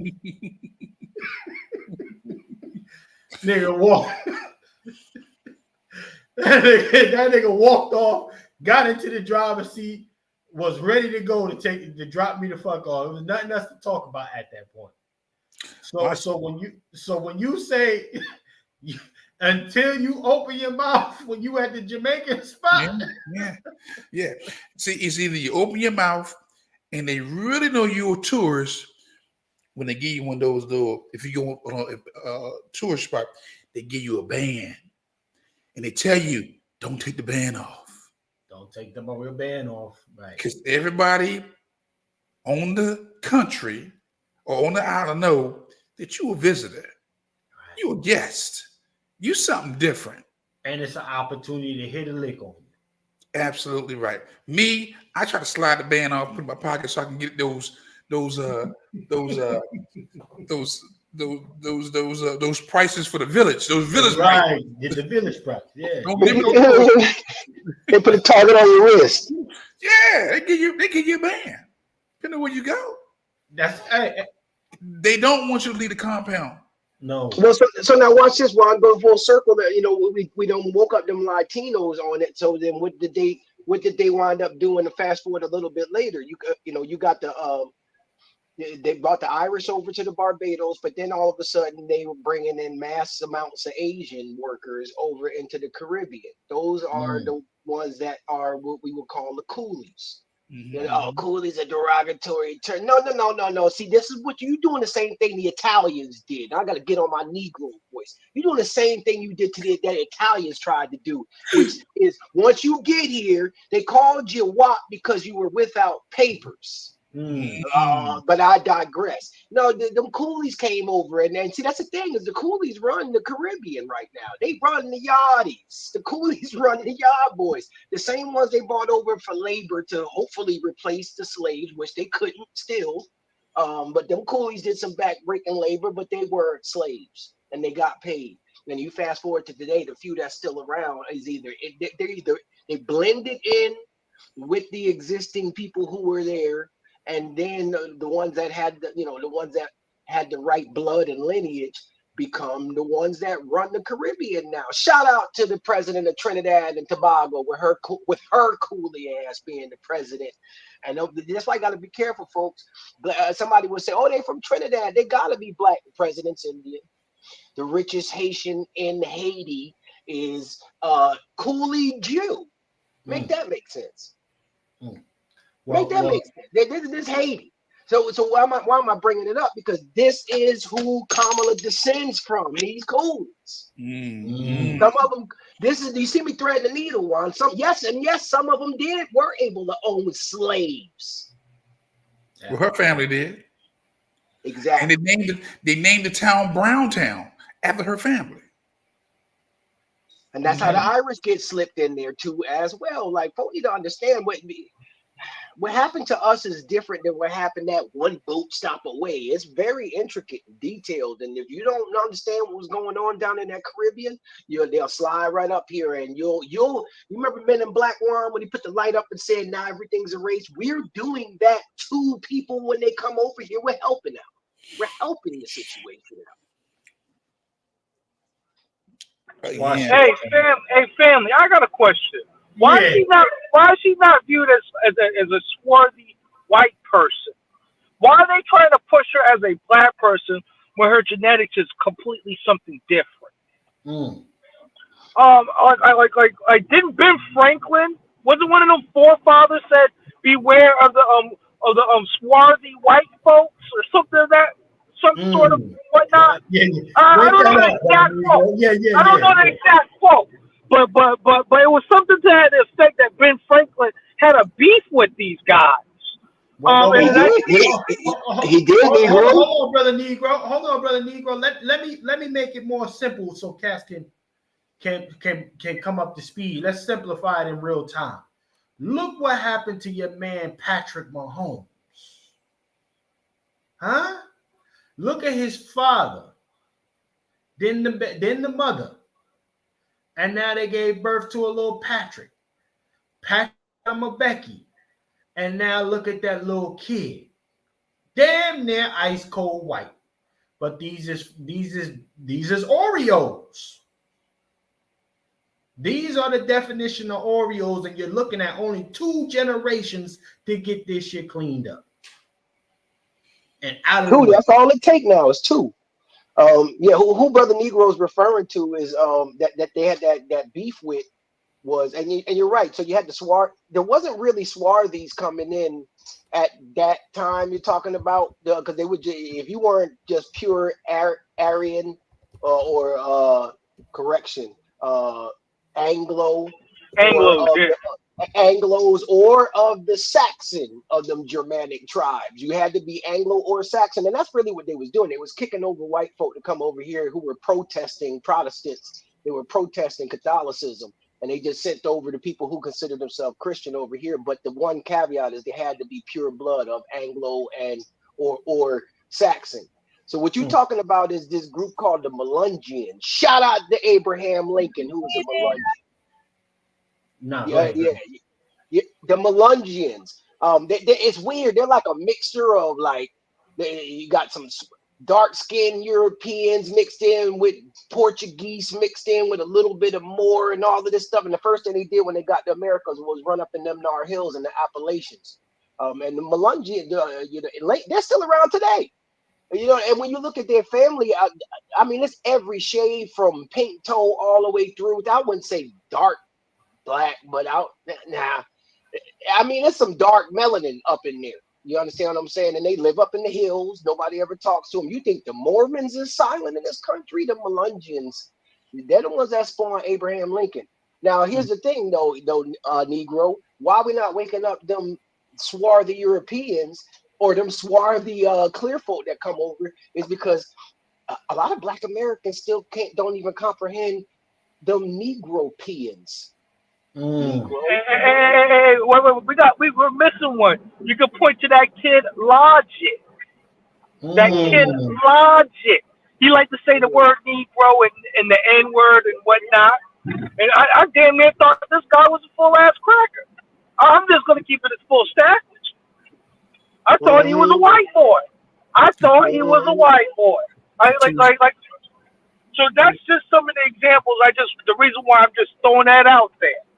Why are we not looking at as that such? And I think that we need. Negro, they use the swarthy, the swarthies and the Negropeans. And what I mean by Negropeans is like, you talking about that auction block in Wall Street. A lot of folks, Chef, we done dug into the history of New Amsterdam and New Jersey and New York and all of that, and that starting off slavery and the way they started off. And the first thing they did was bring over melanated, swarthy people from Amsterdam, from the Dutch. The Dutch brought over free. That's where that free people of color really kicked off at. They were like, "Hey, we ain't no slaves from Africa. We coming from Amsterdam. Don't let my skin color fool you." And they had to be considered free. They couldn't be enslaved. It's all of that, man. This is why folk need to just do their lineage. This is why y'all doing this with Kamala, because got to do the lineage. Got to do the lineage. Keep using your eyes and using melanin to dictate what you think a person is. Keep on doing that, especially where we going now with all this mixed meat going around. You know what I mean? All them Latinos hated on the timeline when I tell them, I'm like, oh, cut all that Spanish shit out. You just mixed meat. Eastern Europeans, y'all mixed meat too. You ain't white. You ain't white. They would have never put you on them ships coming over here from England.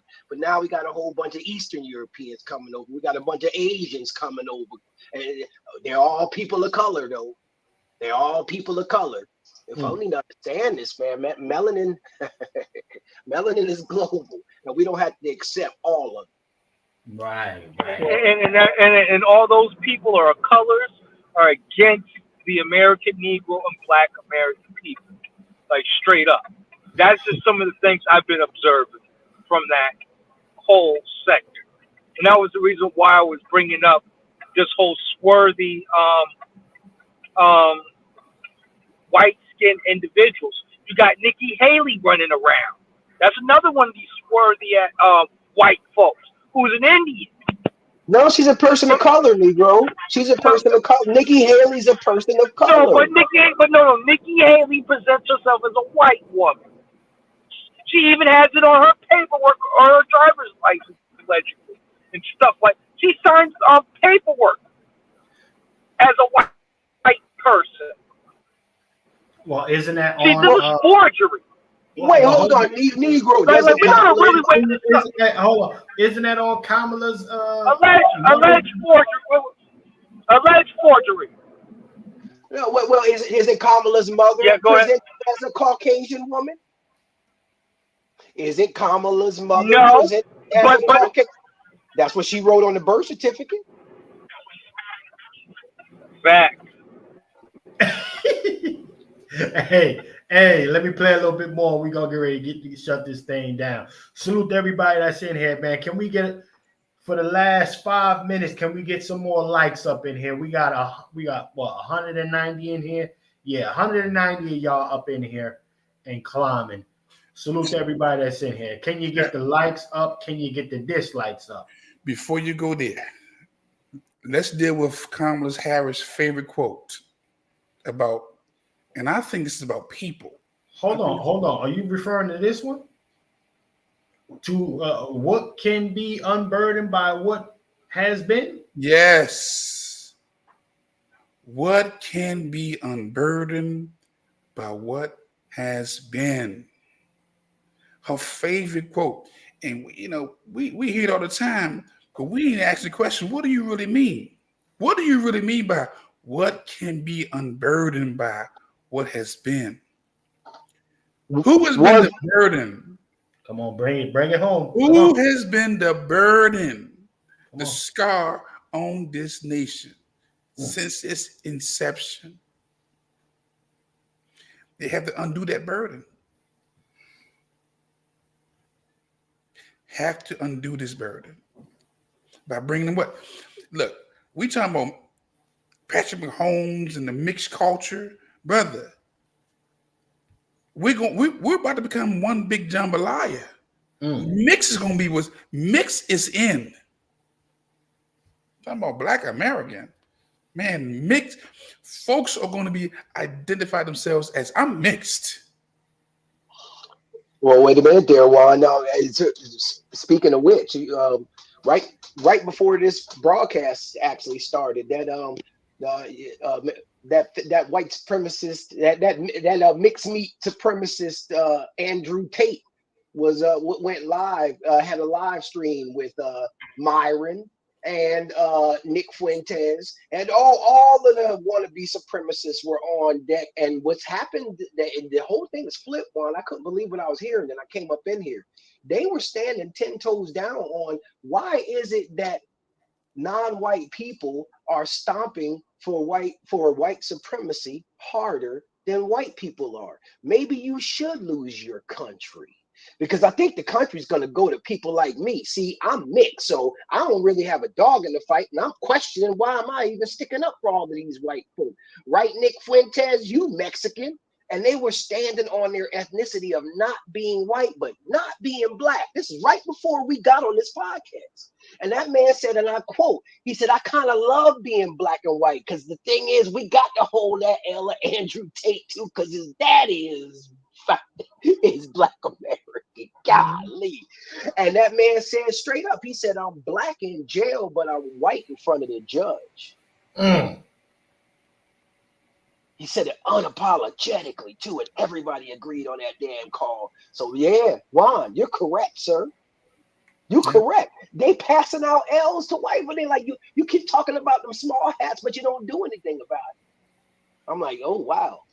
I didn't expect this. So that's why I'm shifting now to, even from the white supremacy, all that, it's anti-blackness.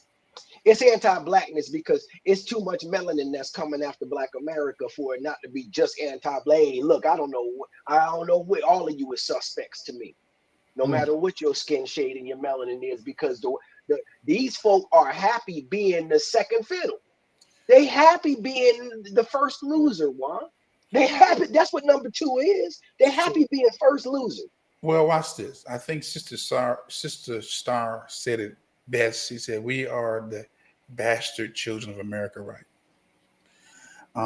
But you're seeing, Dr. John Henry Clark he said he regretted not writing this book, The Bastardization of the America, how it has always been the bastard class that were the betrayers.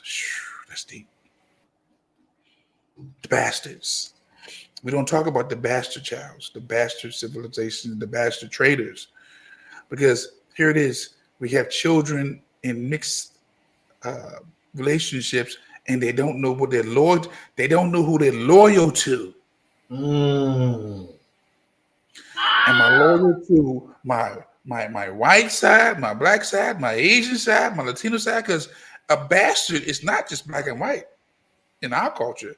A bastard could be Korean, Japanese mixing, Taiwanese, Filipino mixing, Brazilian, Venezuelan, or what's that? Mexican mixing.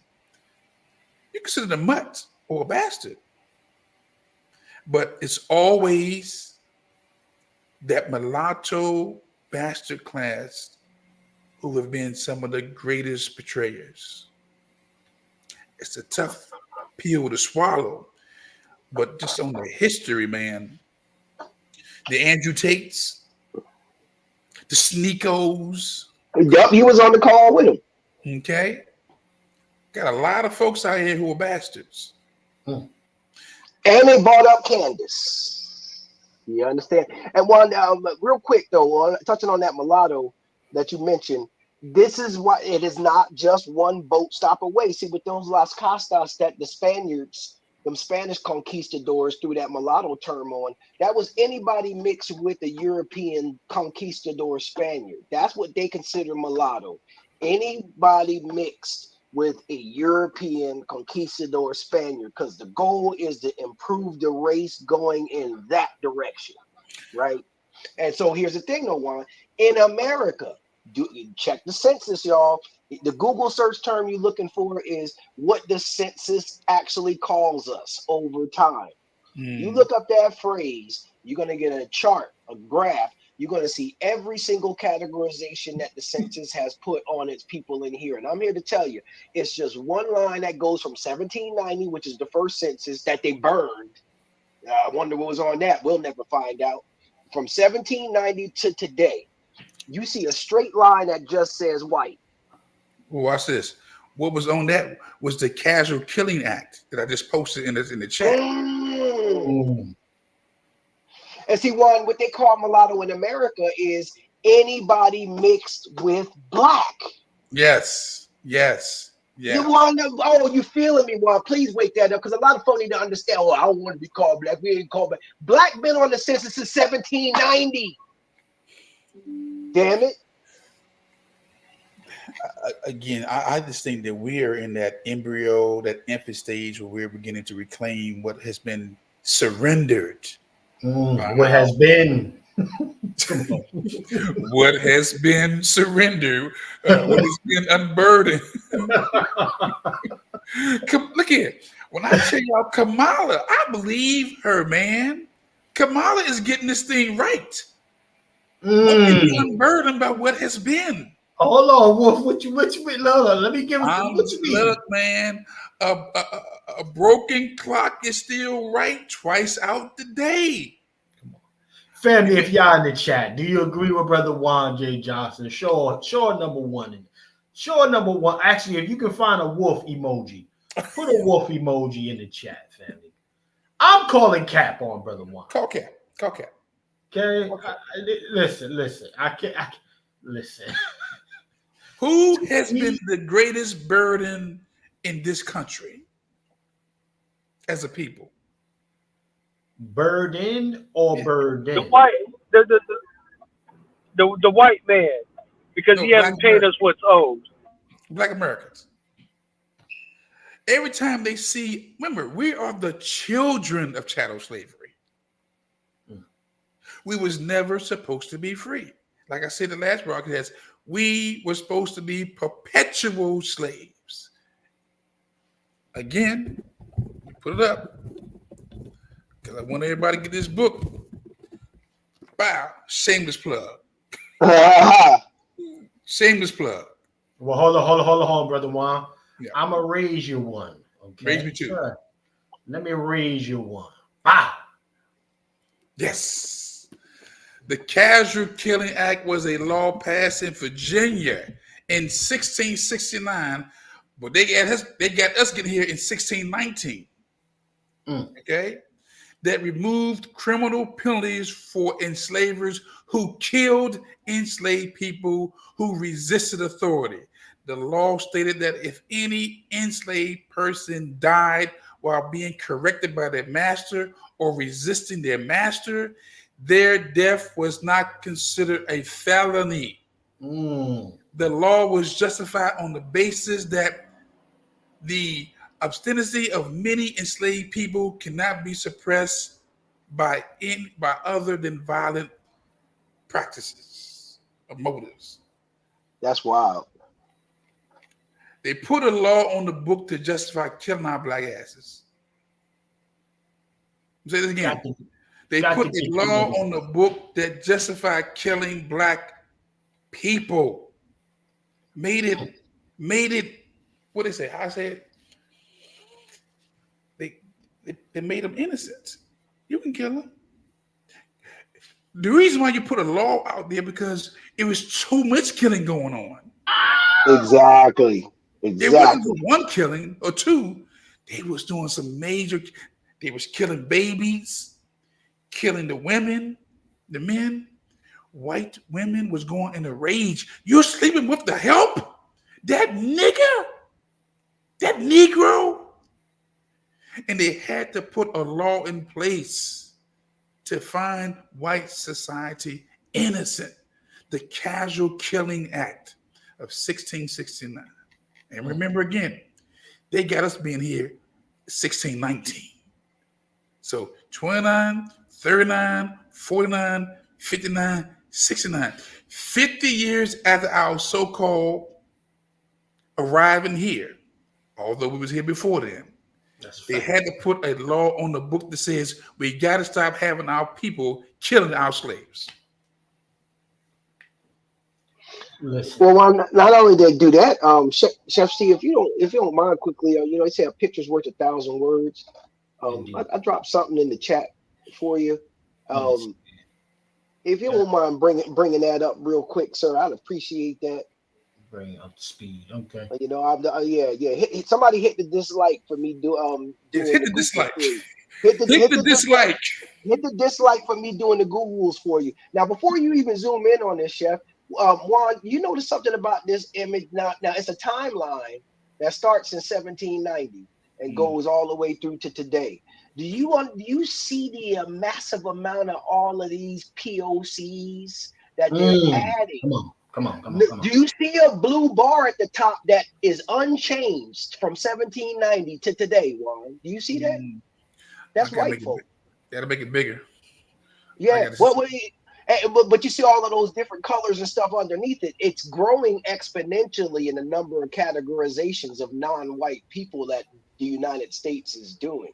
And this is the paper genocide. So while our folks had to deal with this in the real world, what Juan talking about, while they had to deal with that in the real world, this was happening behind the scenes, and you wouldn't even know until the person's dead, going to get married, going to get something, because they were doing this on the census. And shout out to Walter Plecker going back, and Walter Plecker had to make sure that that the dirty deed was done in the 1930s. Let me go back in time and retroactively reclassify these niggas. Indian doesn't even show up on the census until the Civil War, Chef. Now you try to tell me Indians only popped up in America at the Civil War? Is that what we do in census? That's where we're going with this. And every one of those categories you see, y'all, and you see they're growing exponentially. Every color that's not that blue at the top. What that blue line at the top say, Chef C? Free whites make free white females. But that shit's unchanged. Yeah. All of those lines, we're the ones in that pinkish looking color right there. Look at all of the classifications there. Mulatto, all of that. The breakdown right there, what I was saying was mulatto is anything mixed with Negro. Oh yeah. That makes sense. And they talking that free white male, free white female that indentured. But the more important part is, Chef, we keep going to today, you see African American pops up in the 1980s. As we keep going towards today, notice the categories exponentially growing, Chef. They can't even fit it on the screen by the time you get to this year. You see all them categories going down? Yeah. Well, they have to do that. Those are the people who are coming here to replace us. Sadly, I think we already replaced. They did. Here it is. We're replaced already. They just don't know how to work together. Like here it is. Like I said, like the LBJ said in the last broadcast, we vote in bigger numbers than anybody. That's the scary part about us is we will go and vote than any other race. And when they realize how powerful this vote is, game over for us. Well, they already did. They already did realize, Juan. Don't forget. That's where that whole 3/5, not 3/5 of a human, y'all, but 3/5 of a voting block, because it was the North that put that 3/5 on it. See, people didn't understand that. It's the North. The North didn't want us to be considered 0/5. Mm-hmm. See, all the North didn't have slavery, all of that. The North was the ones that told the South slaves are 0/5. We don't want them represented as a constituent by any means necessary, because the minute that slaves become constituents in Congress is the minute that the South now controls Congress. See, the South wanted us to be 5/5, a whole human, when it came down to legislation and when it came down to population density. Don't let that fool you. You're still on the plantation. But the South wanted us to be whole people when it came to counting and adding up these representatives in Congress. That's why they had to have that 3/5 compromise, because America stayed compromising, y'all. That's really where all that stuff, the Supreme Court from the compromise, the 3/5 from the compromise. And the main one that was compromising is two moments in history where they knew how powerful our vote is. That is the Great Compromise, and that is that constitutional convention of 74, 76. The Constitution came in 1776, so it was around there. That constitutional convention, because that's where the Electoral College came from. Understand what? Yes. How is slavery affecting me today? The Electoral College. You need to look up the reason why the Electoral College even exists, y'all. Just step in their necks. Well, it was for landowners. It wasn't always. Look at the people didn't have the right to vote like that. The vote was for the rich landowners. Let's be very clear. You mean landowners like Kamala's daddy side of the family, property owners like that? Okay, yeah, those ones. Yeah. You know. But man, we look here. I think I need y'all to dislike this program. That's a fact. Dislike it. Dislike the program, or like. Yeah. We got 100 people here. We should have at least 50 dislikes. We got 200 people. We should have at least 100 dislikes or likes. That's right. 100 dislikes or likes. I want y'all know. To hold on, Cole. Y'all know this program is coming with some game tonight. Hit the dislike. I hit dislike this. I disliked it on my own channel. You got to one. I want somebody to actually hit that share arrow and take it to your favorite social media platform and talk about how much you despise what these brothers is talking about right now, and tell them to go check it out and despise it too. Is Vader in the house? Hold on. We got the base, and we got the brother Vader base checking back in on a late night tip. Like shit, it is a little bit of game going on there. Salute the brother Vader. What's good, everyone? Yeah, man. I can tell by his voice. He been in some other chat. He been fighting earlier today. Shit, I was getting ready to crank this thing down, but no, listen. Tonight is one of those conversations, man. We really didn't mean to go this far with it, y'all. But again, if you want to understand what the future looks like, you got to understand the past. You need some context of the past. And this is what we need to show the trail. Right? For so many different ways to say this thing, the trail of tears, per se. If y'all get what I'm saying here. The trail of tears, family. Look at that. You mean yeah. Look at that. Yeah, they make them up as they go along. Okay. So again, this is some shout out to Kamala Harris, though, and her family. Again, this is part of the reason why I say that whole makeup over there, that whole gang, even the sister, I think all of them over there are crisis actors. They are paid crisis actors, fake family, all of that. And you know what? I'm gonna tell you. If these folks are fake, ain't no way in hell that Obama story ain't fake. That fake little Brady Bunch family that he got ain't fake. See, remember, this is Obama 2.0. What they're trying to do with this chick. This is Obama 2.0. So just as fake as this family and some of these photos she's presented in this little book of hers is, and I highly listen, it's not a typo. We're gonna remove that real quick. It's not an editing error when it came to this book. That was strategic. The placement per se. Okay. Who is Obama? You mean Barry Soetoro? Barry Soetoro. Oh, okay. Phenomenal guy.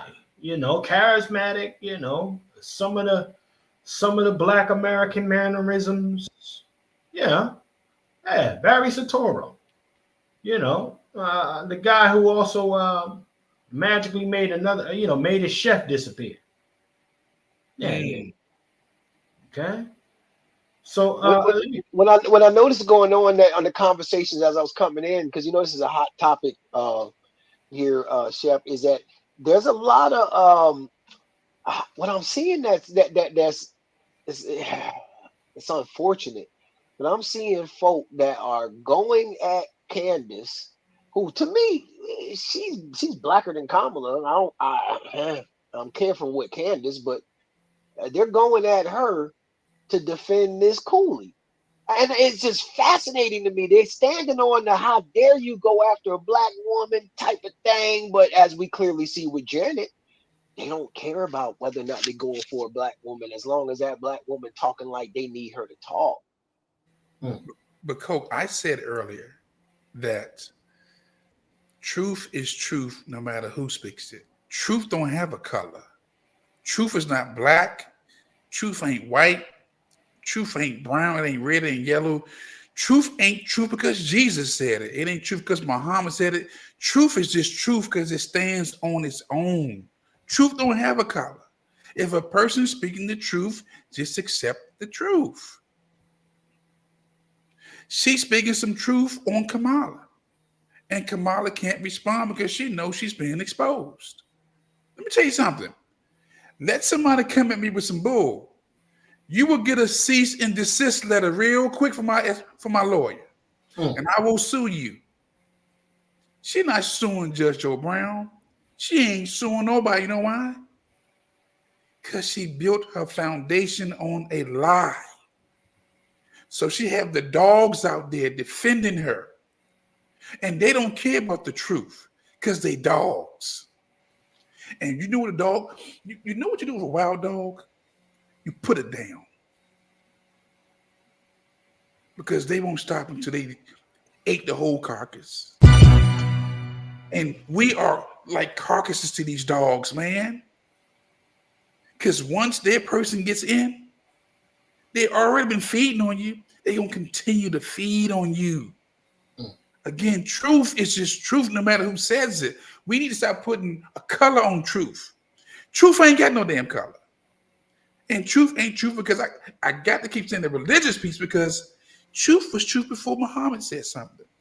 And truth was truth before Jesus said something. And truth was truth before Adam said something. Or before Abraham said something.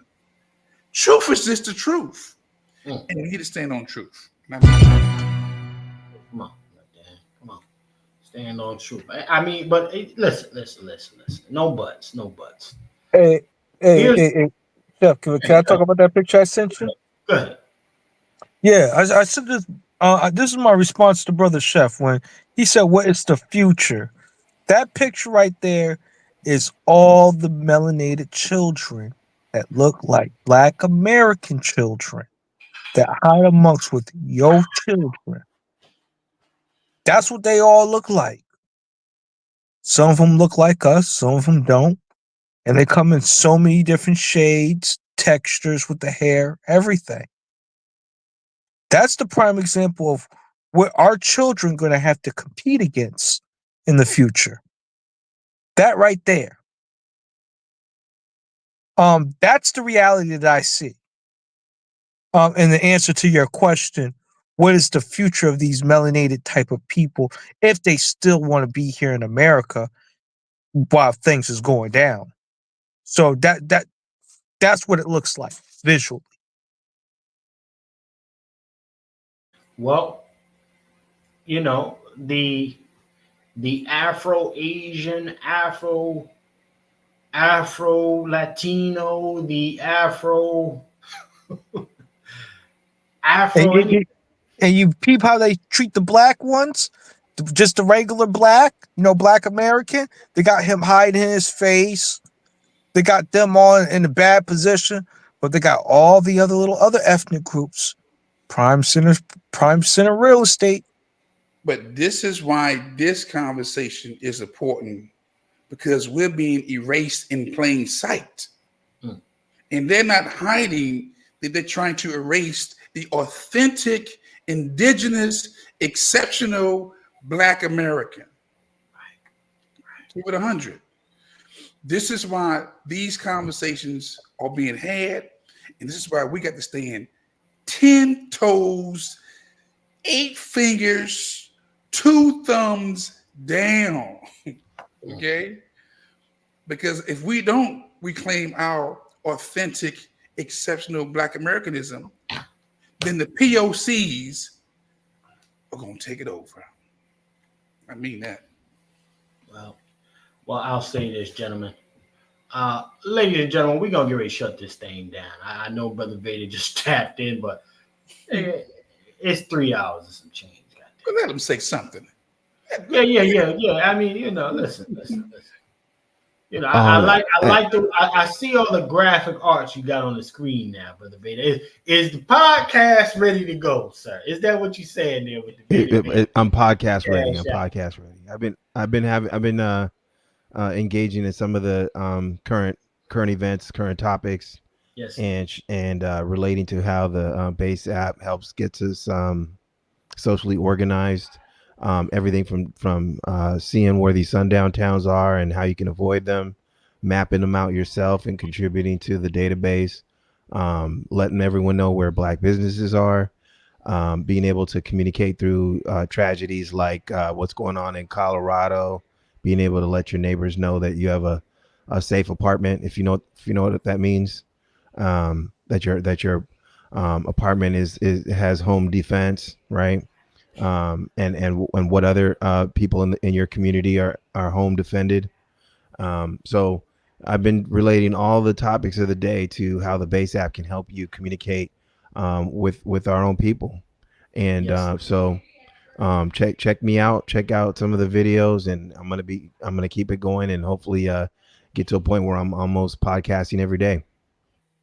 Okay, so salute to our Brother Vader, man. Listen, I might have to holler at you. I didn't know how to put this QR and shit in the corner of my broadcast, but I'm gonna have to holler at you. I like that. That's fly. That's fly. Brother Yeah, Vader. I'm learning. Yeah. One day at a time, I see. So salute to our Brother Vader checking in. Listen, let's get ready to wind this thing down. Brother Negro, I think Brother Coke dropped out. All good. Brother Negro, listen. Let them know how they can get a hold of you, sir. What's some things that the Negro got coming down the pipeline, and who you suing right now, sir? Let them know what's shaking. Man, I'm one day at a time, man, piecing these cases together, and just schools kicking my butt. Man, these schools, first things first. People, please make sure you put the cover of protection on your children. It doesn't matter if they're in college, high school, or whatever grade they're in. But most critical to college, right now that I'm speaking about, with the hazing and stuff of that nature, just keep in contact with your loved ones that's up on those campuses, making sure that they're safe and doing their homework and being the best and the brightest. We don't want anything happen to them, because that's a bad thing. So that's just one thing. I saw an article that I read, and it was just kind of on my heart to say that, man, because Like, we need to be really looking out for our children in all settings, no matter what their age is. Some of these environments are dangerous. So I'm gonna leave it on that. You can always find us on X. You can find us on the Negro Black Knights Heritage Club page there, or on Facebook, or on Instagram. So you guys can always reach out. We'll definitely respond back. And we're working on a couple of projects and stuff of that nature. And I keep you guys posted up with that. And thanks for the conversation. Very, very positive one about the origins. I don't think she's black. I think she's white. Salute to the Negro for that. Listen, we're gonna do part 2, so y'all definitely be on the lookout for this. We'll do part 2 sometime over the weekend, or possibly even tomorrow. I just gotta see what the brother's schedules look like. Brother Vader, sir, let them know what's coming down the pipeline, man. How much closer are you to getting this app on the Apple? I think you said you were on the Apple Store with it. So where are we with this, sir? Yeah, I'm still working out some kinks and some bugs. So it is delaying my output into the store. So again, I keep saying, oh, hopefully in the next week. But I'm to be honest, I'm working out some kinks, and then also, part of my personal flaw is, I found yet another thing I want to squeeze into the app before I finalize it. So more on that coming very soon. Just showing off my lightsaber colors here, alien green and Vader red. Yeah. Yeah, I see you. You en route, man. I see you. Salute to the 200 plus in here. All right. And brother Juan J. Johnson, sir, let them know what's coming down the pipeline, how to get a hold of you. And definitely, we're getting closer to this election, sir. So they definitely need to know how to get some firearms training, sir. So you got the floor. If you cannot go to lwftraining.com, find you somebody who can teach you how to become a responsible gun owner, gun user. Anybody that's an instructor, I would say legal too. We at a junction where I need everybody to be serious about becoming responsible gun owners, gun users. I need you to be serious about protecting yourself, protecting your families, your friends, your community, your county, your state, and maybe the nation, if you've been paying attention to what's going on in Israel and Iran, because we ain't dealt with that yet. We're this close. We're like that DEFCON between 2 or 3, real close to having the world war. Okay, you got Putin already told his folks to come on back to Russia. It's just that serious, and we didn't have this conversation. Okay, the Kamala piece was good, but I need you guys to be serious about being responsible gun owners, gun users. I need you to be also serious about going and getting the waters you need, the non-perishables you need, to stocking up. Okay, we got a strike right now on the East Coast, so the price is about to go up. We don't know how long this strike gonna be around, so go to the stores and get your supplies right now. Okay. Also, I need you to, again, don't become no soft target and be out here in these streets, going to these stadiums, going to these theaters, these parks, where you'll become an easy soft target for somebody who needs maximum casualties. Okay? It's just that serious. I mean, again, I think a lot of this stuff we've seen on these platforms is just entertainment to keep you from being serious about what's really going on. Okay? You'll see me on these streets every now and then, because I'm storing up. I'm doing what needs to be done to get ready for what's going to happen, because I know what's going to happen. I just want you to have that mindset that we are at war. We're funding 2 wars, And now we're about to be engaged in this whole crazy war with Iran. And we got soldiers and a dang on brigade on our shores who are waiting for the sign to strike. And that's my comment. Bless you all. Salute to our brother Juan J. Johnson. That's a fact, ladies and gentlemen. Salute to the Wolf for always checking in as usual, y'all. Yeah.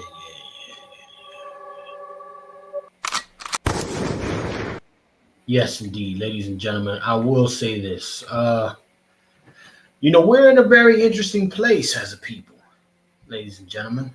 But I do want to thank everybody for checking in with us right now for this particular broadcast. We are going to do part 2 with the other segment that Candice did. As we're going through this stuff, we'll go through it with her. She's up to, I think this chick is up to damn near part 6 right now, part 5 or 6. So she's doing she's really in that chick. She on her head. But in this context, she's You just step in there next. she's actually doing that. So I can't even hate on her, when it comes to certain things right now. But ladies and gentlemen, remember to go and catch the replay. If you're catching that replay, ladies and gentlemen, don't forget to support that program, right? You're there, hit the like as well, ladies and gentlemen. But support the program, $ FTS49 or the Venmo @From the Soil, ladies and gentlemen. All right, help us keep the kitchen open and cooking the way you like it. And also, don't forget to go ahead and check out that merch, all right, from the soil.tv, ladies and gentlemen. Go ahead and check that merch out as well to get your stuff, keep you moving and grooving the way you need to be going.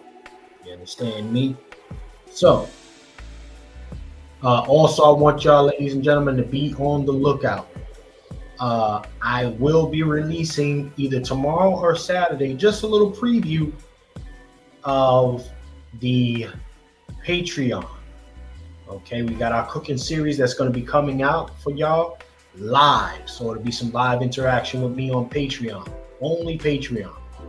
Okay, so I definitely want y'all to be on the lookout for that. It's also in the description right now. Become a Patreon member for updates. Go ahead and do that. Cooking with Chef C. So, with that being said, ladies and gentlemen, I want to thank everybody for joining us here today. And remember, in a system of white degeneracy, you stand for nothing, you fall for anything. My name is Chef C, and I'm out.